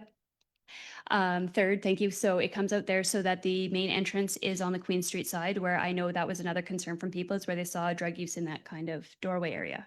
Well, that's going to be used as their entrance and exit. So they're not going to have the drug use there. There's lots of concerns about the location. That's not what's before us. The location has been put in place because there is nowhere in this community that is not beside a residence. There is no place in this community that's not by a school, that's not by a park, that's not by something. One of the greatest things about our community is it's walkable. One of the biggest frustrations with this particular issue is the fact that it's walkable. And I mean, this is something that we have talked about so many times around this table. With this particular program, I am hopeful that our temporary overnight sheltering location will be closed down. And that's not based just on hope, that's based on proof of what happened in Prince George. Prince George signed on to the program and their Moccasin Flats encampment was shut down. So I do believe that this is our best course of action to have our temporary overnight sheltering location shut down. And we do have an alternative. We could say no, but we already know what that gets us. So to me, I support the temporary use permit. I think that BC Housing has taken the concerns heard from the community, like the fencing and all these other things, and they are trying to make it work. It's not a perfect solution. A perfect solution would be a custom-made shelter that has everything already in it, but we're not doing that. So I support the temporary use permit. And that's all I have to say right now. Okay. So unless there's something burning, I'm going to try to move us along here. So let's take a crack at the top. My suggestion is going to be that we put it on the floor through a mover and seconder. And if there are things that people want to change, that we handle it with amendment. So unless someone has another idea burning, let's try it that way. Councillor Raven moves. Is there a seconder? Councillor Ray seconds. Okay. Now, if there's specifics. Okay, I'm not actually seeing any, but I'm gonna wait. Did you have your hand up, Counselor Ray? No, I don't want to change anything, but I will speak to it if nobody wants to change anything. Okay, well, let's do that. Counselor Ray, you've got the floor. Just a couple of things. I want to echo what Mayor Attrell said. This has not been easy. From the very first homeless encampment that was forced on us by the province during COVID without any consultation to the town or the people of the town, this problem has been getting worse and worse and worse. I kind of, I see some of the comments and I do agree with Mayor Attrell. Some of the things that people say are going to pass are going to come to pass. They're already coming to pass here. They're already coming to pass elsewhere in the community. I don't like, if I was playing cards, I would have folded this hand a long time ago. So many different people tell us we can't have the encampment here. We can't have an encampment here. We can't have an encampment here for this reason, that reason. We've got people threatening to sue, that sort of thing. Nobody's actually threatened to sue us, but we know they're on deck. And so it constrains us. I don't think you should be able to do drugs in public. And it's now illegal, but it's not being enforced. And if it does go to court, it's not going to be a priority, just like shoplifting or probably open alcohol use. Those are the things we have to deal with. If it was in council's control, yeah, I'd have everybody no drugs at all or you're locked up. But that's not how it works. We knew when we accepted Heart to Hearth that this was where the shelter was going to go. And we didn't accept it until afterwards. And we asked BC Housing to look and scour the community. This is the location they came up with. This is the only location that the Heart to Hearth comes with. Again, I'm not really too sure that I like being forced to do something, but I know from past experience what happens if we don't do anything. We have that. I was on vacation for a week and that encampment's grown probably by 50% just by visual. I don't know the actual count. We know that we have to do something. This is not going to be perfect. And it is also not going to be perfect when the 3 years passes and a shelter is open up over there. We're not pretending this is going to solve the problem. We're trying to alleviate it as best we can. Hopefully we can help some people along the way.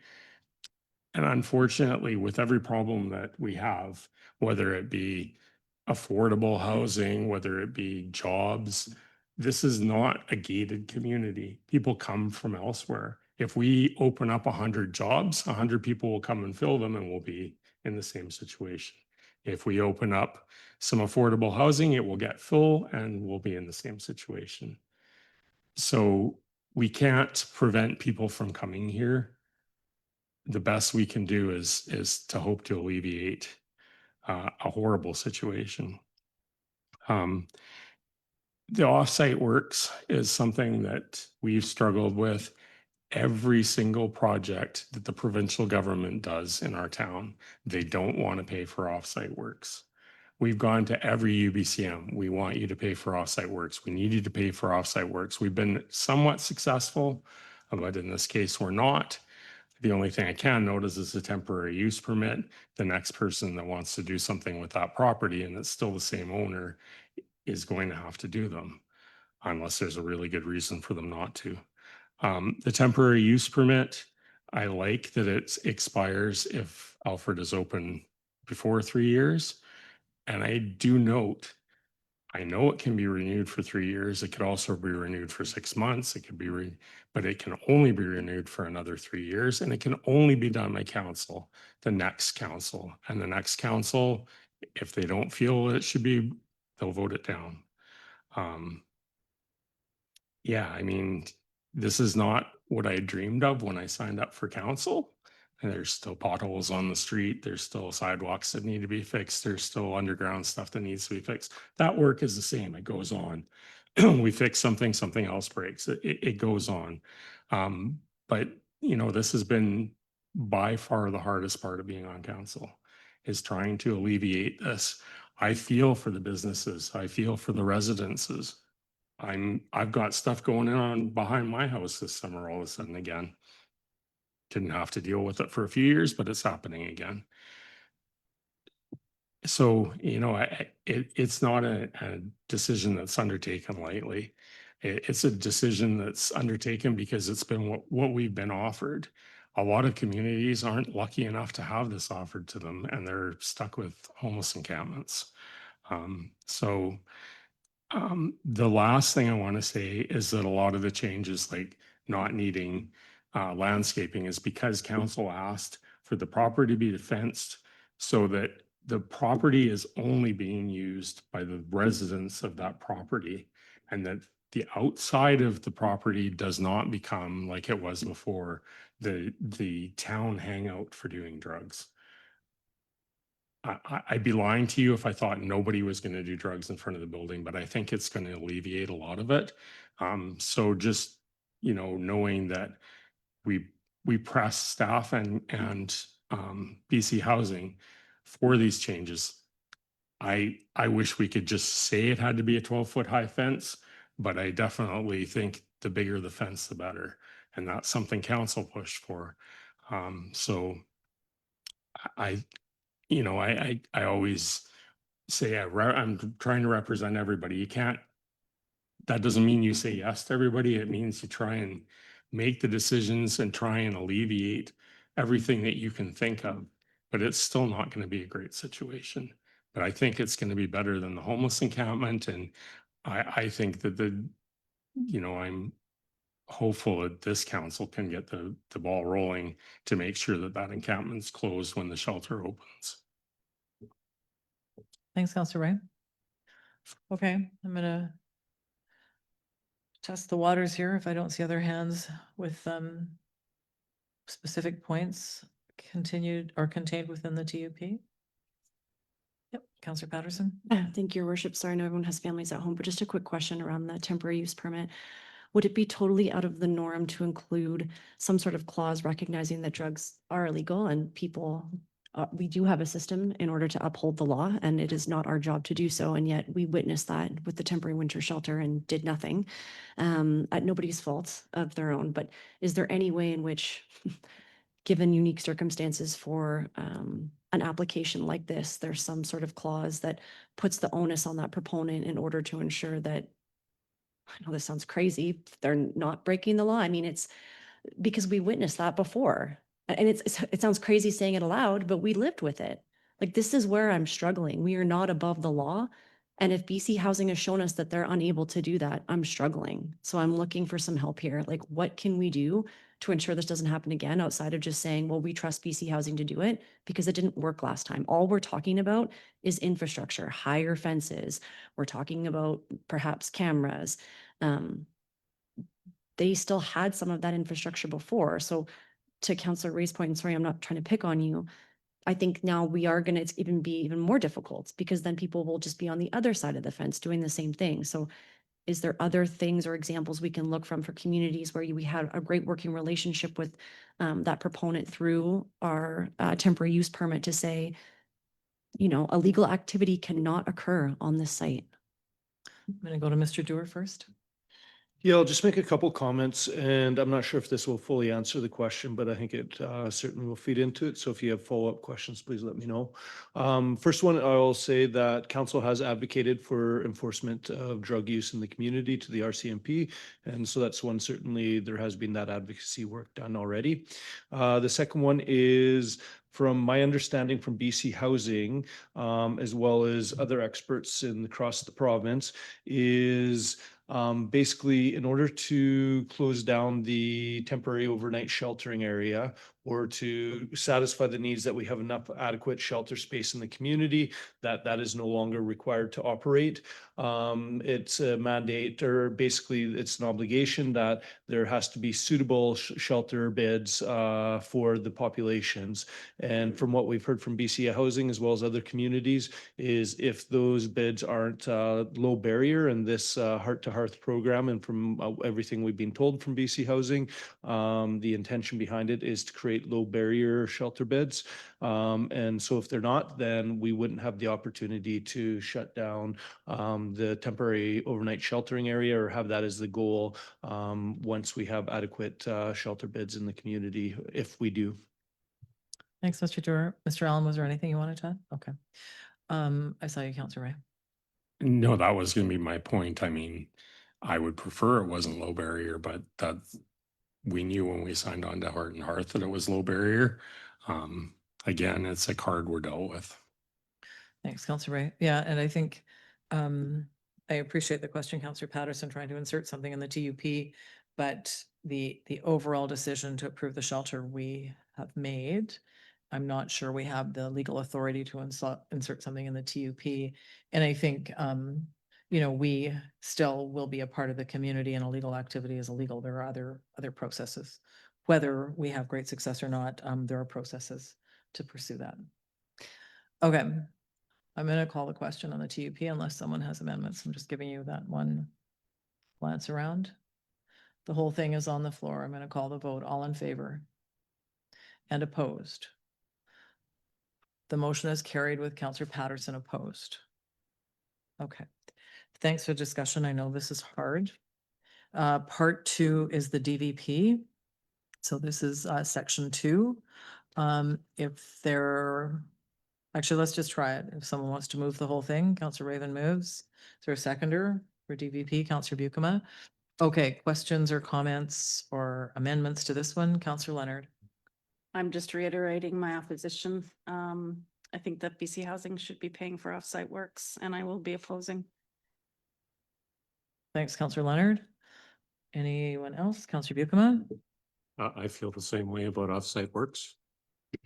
Thanks, Councillor Buikema. Councillor Ray. The last council I was part of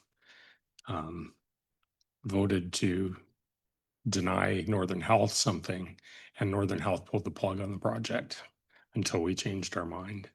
So I just wanted to point that out, that our opposition is only going to get a canceled project. It's not going to get offsite works built. If I thought it would, I'd vote against it as well. Thanks, Councillor Ray. Yeah, I think the comment I have is that we are a part of this process. So we asked for shelter support. We've asked for some things. It is temporary in nature, and we understand the funding pocket from which it comes. So, you know, it's easy to say this is a BC Housing decision, but we understand that there's 2 pieces of funding attached here. One is to get the Heart and Hearth done, and at the same time to roll into the shelter, the supportive housing project.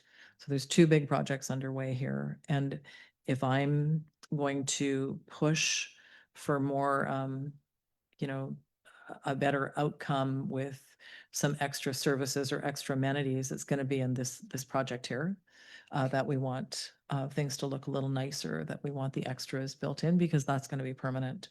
So we are looking at the temporary nature of the shelter. And, you know, it is easy to be critical of BC Housing or the ministry or the province, but in fact, this is an opportunity for us to do better than we're doing right now, and it's not going to be inexpensive to renovate the building, to turn it into 25% occupancy, to make the changes that we're asking, to get an operator in there to run this for up to 3 years. So this is not an inexpensive operation, and we have pushed on many things. So I just, you know, I think if there's extras that need to be added to the project, I think it's in our best interest to add them to the permanent project.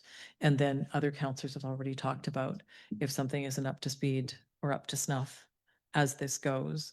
I mean, the proof will be in the pudding, absolutely. We're dealing with some new people at BC Housing than we dealt with before, and we will be dealing with an operator as we go forward, the same as we deal with RCMP, the outreach teams, and our own teams. There are changes as time goes by.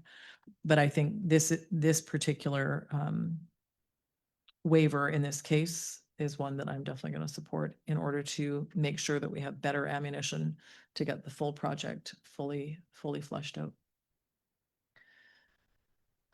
Anyway, I'll just go around. Councillor Leonard. Just in response to your comments, I you know, from a purely business lens, you could say a developer is a temporary owner, and they're required to invest in offsite works. And our neighbors right next door invested millions of dollars into their, and at the rate they're going and the letters that were coming in, I mean, maybe they will be temporary users as well. And they had to invest. So I don't think that we should be favoring this project in that way. And it's purely from a business standpoint. Thanks, Councillor Leonard. I'm just going to go around if there's any comments. Councillor Elliott. Yeah, I think to Councillor Ray's point, I think he's not far off with. There's some sticking points with the offsite work funding. To me, like I'll speak to overall. I support both recommendations, but this is a chance for us to guide the process somewhat, where we haven't had this before, so we can push ahead with it and oversee some of the design. I'm okay with allowing some of the offsite works to be just foregone for a bit. It's a short, to me, it's a short period, so I'm okay with both recommendations and number 2 recommendation as well. Thanks, Councillor Elliott. Councillor Raven. So it's not my favorite thing to not have the offsite works happen. It is frustrating, but there's a couple key differences to me. So the first is the fact that when we're talking about developers or businesses or apartments, is there's a source of revenue coming in to offset those costs, where there is none. People aren't paying rent, there isn't storefront, there isn't merchandise to be sold, and part of the profits can go to pay for the offsite works.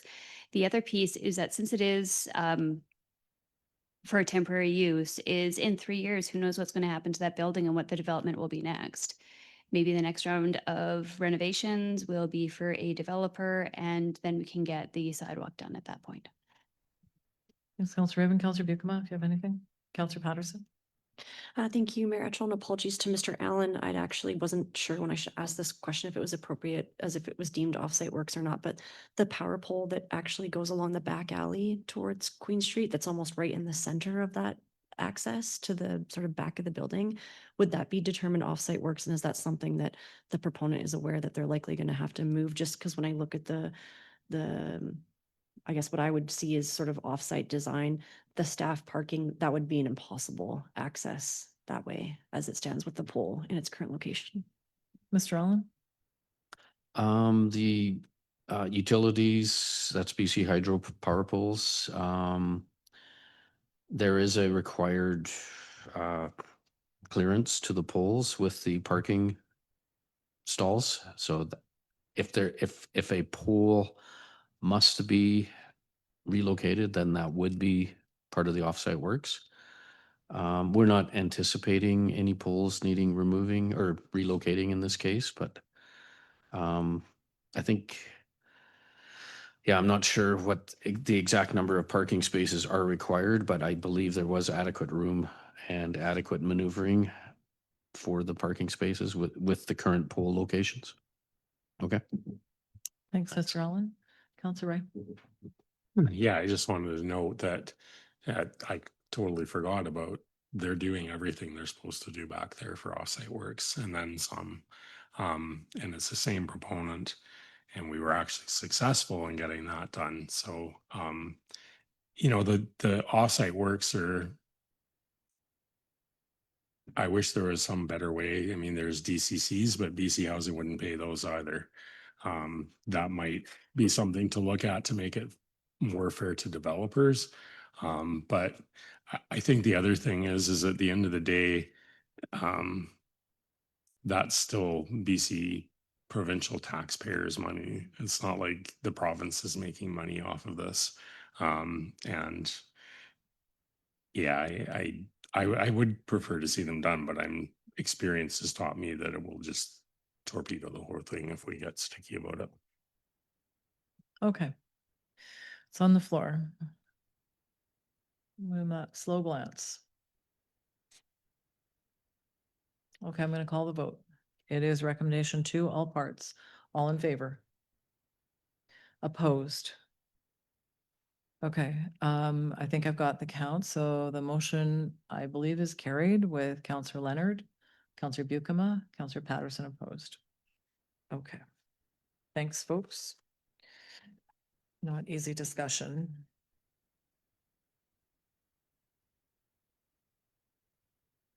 We're at 14.8, DVP Lot 15 Frontage Road.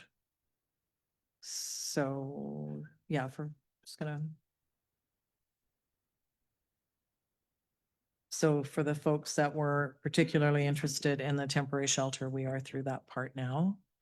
And we are at, 14.8, report from Ms. Chandran, DVP Lot 15 Frontage Road. The recommendation is there. Someone wants to put that on the table. Counselor Raven, you're moving. Counselor Patterson seconds. Full motion is on the table. Comments? I'll go to the mover first and then the seconder. Counselor Raven? So I really appreciate that the letter came in. I hadn't thought about loading and unloading. And then I did appreciate that the proponent came and actually clarified that piece.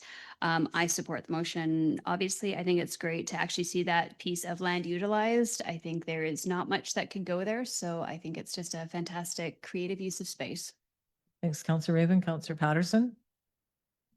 Thank you, Mayor Altrell. Just to the applicant and the organization, recognizing there were some young entrepreneurs that invested quite a lot into that business. It's a really difficult decision for me to say I won't be, I'll be in opposition of the recommendation. And really, it's truly just about the existing infrastructure around the proposed building.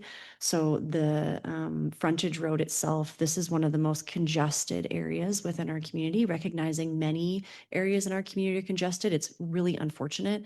For some strange reason, I often compare us to Jasper, the community of Jasper, when I think about our design in our downtown, and that they also have really incredible challenges, I think, around sort of congestion in their downtown, but they're also like a tourist destination. And I think we're actually far more congested, and I'm really worried about us not having that broader discussion around parking and the lack of bylaw enforcement, and no slight on our staff who have an exceptional amount of bylaws to enforce. But I would just say what I observe using this road every day, both walking, biking, driving, is that even that existing parallel parking is often used illegally by large trucks, large transport trucks that are parked in the wrong direction. When I talk about illegally, I see near misses almost multiple times a day. Embarrassed to say I'm addicted to McDonald's coffee, so I often see, as I'm in there 3 times a day almost, the near misses from that existing sidewalk just at that intersection. It's so incredibly congested. Again, it's cumulative impacts from people who are using that road illegally, with people who are trying to manage existing small businesses, as well as the GOAT. It's an incredibly blind corner when you come around and you come down towards McDonald's. The number of times I've almost been hit head on because people aren't looking, because it's almost like a blind turnout. I just think this is a terrible proposal for any business. It is nothing against this current business. I don't think the way in which it's designed is safe for any business moving forward. So unfortunately, for that reason, I'm in opposition, and I'd be amiss to say that it's going to get even busier with the multi-use pathway we're going to build. And it's an incredibly busy fire department that we have that also utilizes that area as well. Thank you. Thanks, Counselor Patterson. I flipped my page, so I lost my list. Counselor Leonard. Thank you. I have to admit, I'm kind of on the fence on this one as well, but I have a question, and this may seem stupid, but we're asking them to create 3 public on-street parking stalls. So does that mean they're just painting parking stalls on that street, or are they actually doing the work to indent them? Mr. Allen, Yes, that's required, actually doing the work to reconstruct the curb, widen the street, and for the 3 new stalls, yes.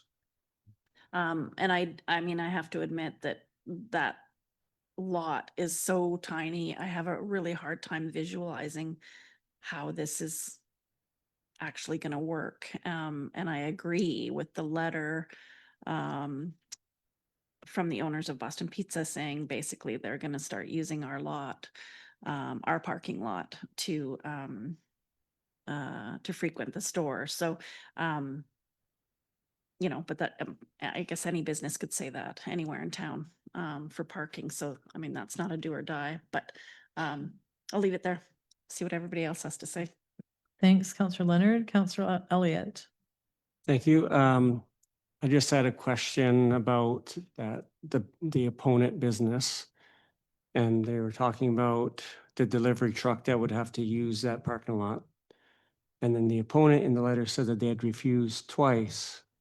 So if the opponent continues to refuse, would that end this process, or would they have to come up with an alternative means of delivery? Mr. Allen. Yeah, I can speak to that. I believe we heard from the applicant at the public comment period that the alternative has been resolved to have the deliveries back into the parking area. So I think that's already resolved. And then I just wanted to clarify that in the C1A zone, which this property was already rezoned to, loading is actually not a requirement, both parking and loading. So it's not something that the town can enforce anyhow on the applicant. So it is up to them to come up with either with the neighboring property or on their own, which I think they've done. Thanks. Yeah, that was just a question about if they felt like they wouldn't have access to their building, that they would maybe change their mind about what they wanted to do going forward. But thanks for answering that question. Thanks, Counselor Elliott. Counselor Raven. I just wanted to highlight some of the thoughts of the APC because the APC rather was supportive of this. So by doing the widening, it actually creates better sightlines and makes the parking much better. And then the proponent also had said is that they have the data to support that for that particular type of store, people are in and out in under 15 minutes. Usually you go in, you know what you want, you get out. So it actually would not result in 2, 3, 4 hour parking. So people usually come and go. And then just also, the piece that the proponent had mentioned that the loading issue has been resolved, and also with it being a single delivery once a week. Thanks, Counselor Raven. Anyone this side? Counselor Buikema. Thanks, Mayor Attrell. I kind of had mixed feelings on this one too. I think that the one thing that appeals to me is that this business is wanting to set up its headquarters in Smithers, BC. And I guess that kind of appeals to me. Anytime a business wants to set up their headquarters in Smithers, I have a hard time standing in the way of that. So that's it for me. Thank you. Thanks, Counselor Buikema. Counselor Patterson, I'll finish the circle. Thank you, Mayor Atchell. So just reflecting on thoughts from the APC, could someone just clarify for me, the proponent had mentioned the deliveries and that they would back up. Can someone just talk me through, is that along the frontage road or would that be along Main Street that they would do that? Mr. Allen. We haven't had those detailed conversations with the proponent, but I believe it's from frontage road backing into the access to the parking lots, to the 2 parking spaces on the site. So it would be completely off of the frontage road. If I may, your worship, thank you. See, I struggle with this so much because I think about that already happens at McDonald's and then already with the gas at the gas station. And I always just see it so congested. And even when I'm riding my bike along that, it's so sketchy because it becomes so congested anytime you have one delivery truck backed into either the gas station there or the McDonald's. But I appreciate what Councillor Raven had said about the APC saying that it would increase the sight lines. It's just that piece that basically goes from I don't even know what I'm looking at. I'm sorry, Mr. Allen, but behind where the handicap parking stall, pardon me, the accessible parking stall is. And it says existing sidewalk, and pardon me, everybody, I'm on page, what page am I on? 243 of 397. I find that's where the blind sight line is quite a bit, is when you're exiting the McDonald's exit, but I mean, obviously, I'm no engineer and the APC has been appointed for a reason, so I mean, I guess I'm sort of swaying more to be in support, but I would just say, if we're gonna do this, I would really strongly encourage us to do an assessment of that particular parcel, because it gets incredibly congested, and the amount of near misses I see on both ends and along that frontage road it's daily. I mean, luckily we haven't anything yet, but I digress. Thank you, Your Worship. Thanks, Councillor Patterson. Councillor Ray. Pardon me. So I'll support this. The rezoning to C1A was meant to be for a restaurant, no parking required, but people still would have been parking there. This at least gets 1 off-site and 3 on-site. And I would probably hazard a guess that those 3 will be getting used by McDonald's users, by Boston Pizza users.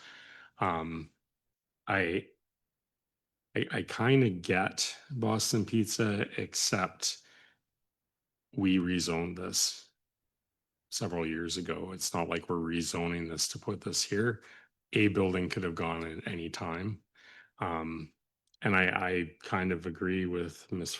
Fitzmaurice that, you know, some of there might be people parked in the Boston Pizza parking lot going to have some Boston Pizza and getting some other supplies later on.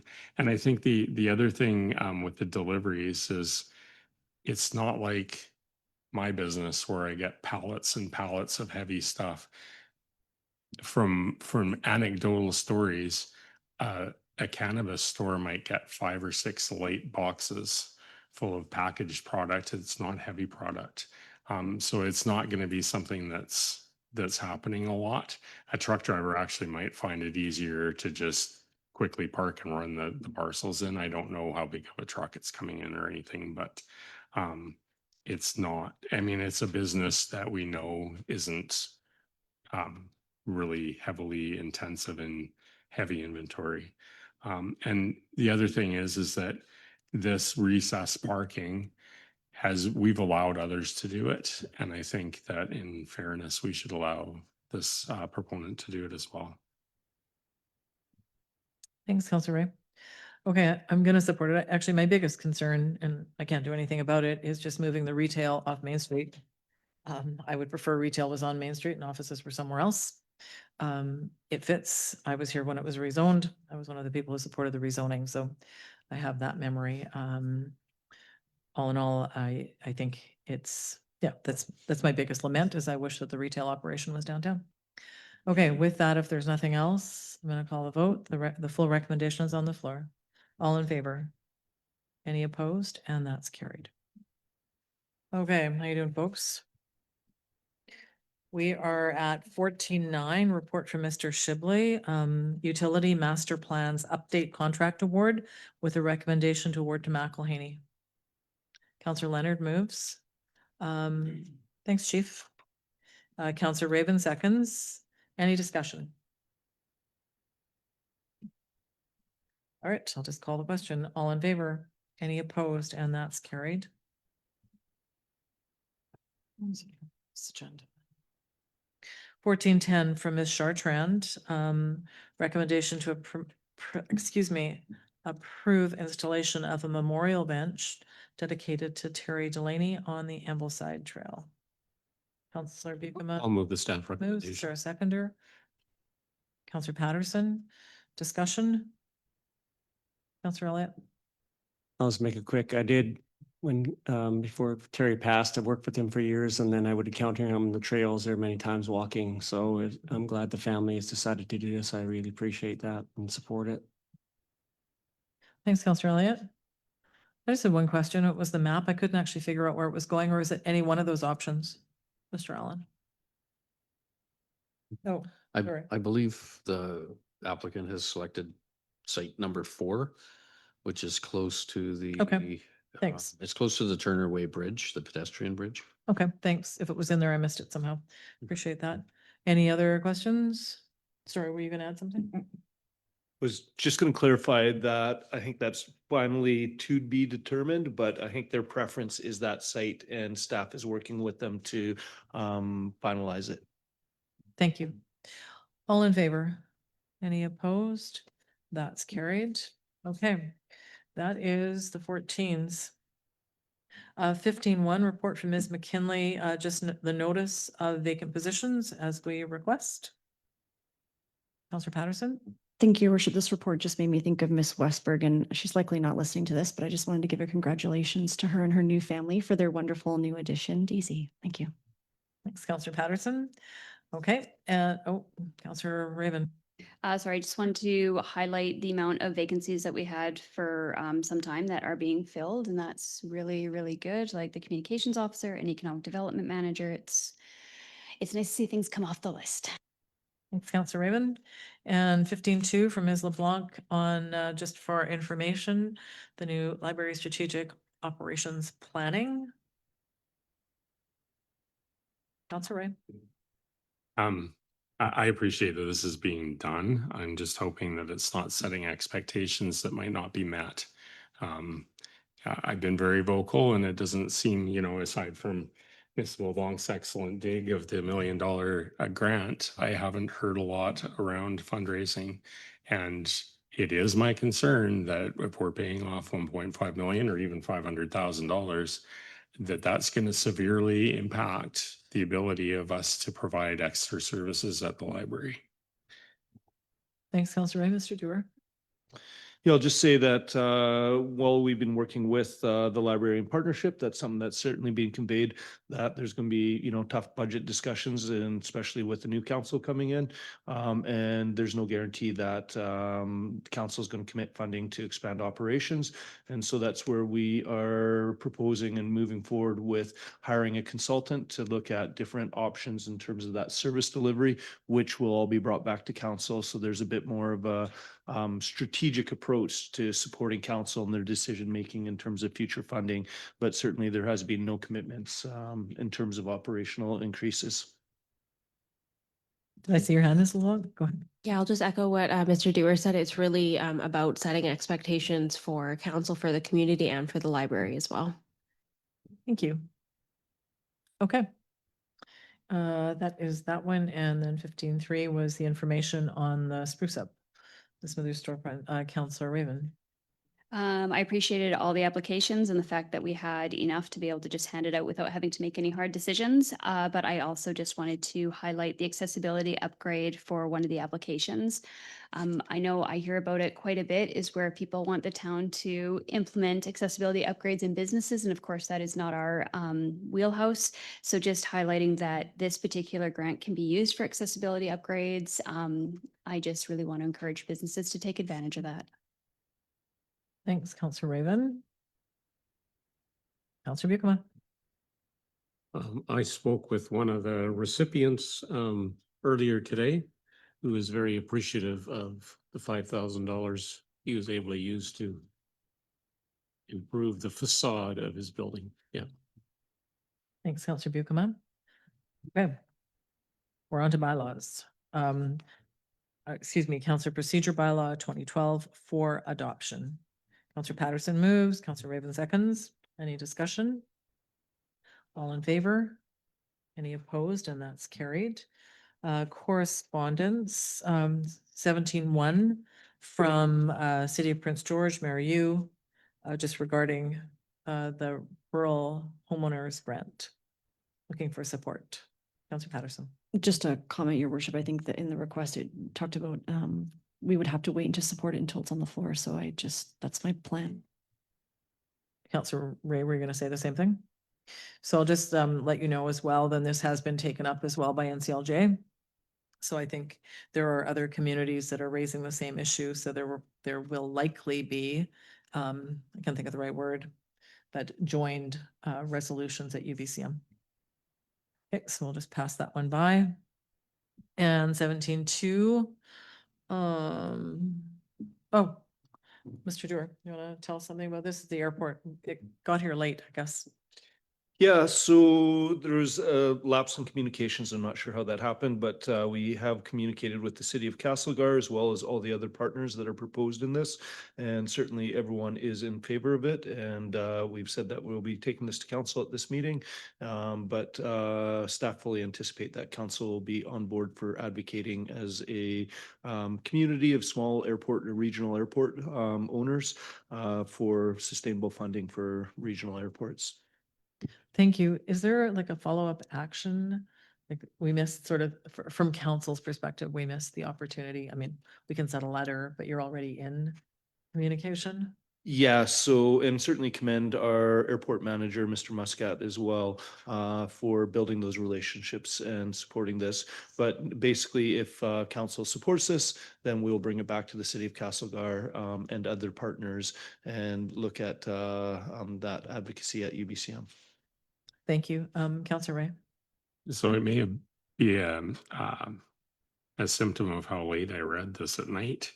But I kind of read between the lines and thought that there might be an opportunity for you to join the delegation from, I know it's a meeting with Castlegar, but even if they, the mayor of Smithers was sitting in the meeting and didn't say anything, it still shows our support.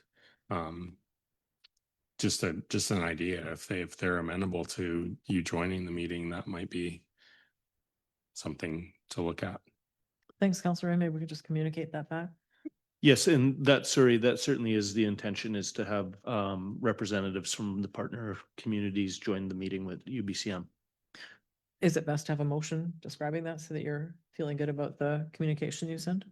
I think if we get a motion on the books that council supports this initiative, then that should be sufficient, and we can arrange the logistics from there. Okay. Councillor Leonard, Councillor Raven, do you want more words than that? Mr. Schroeder?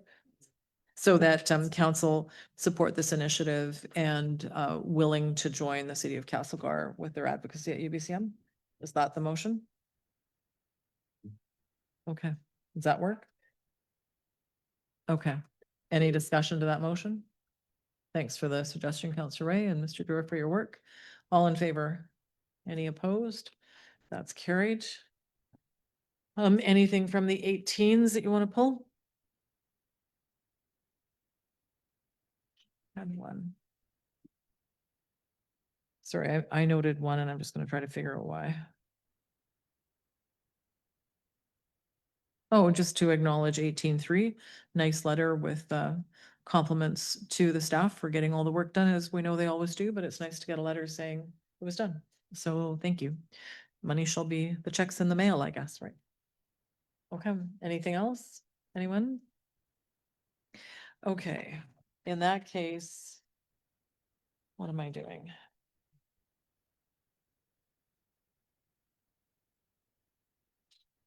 I'm looking for a motion to recess the open meeting. Councillor Bucama. Councillor Patterson, thank you. All in favor? Any opposed? That's carried.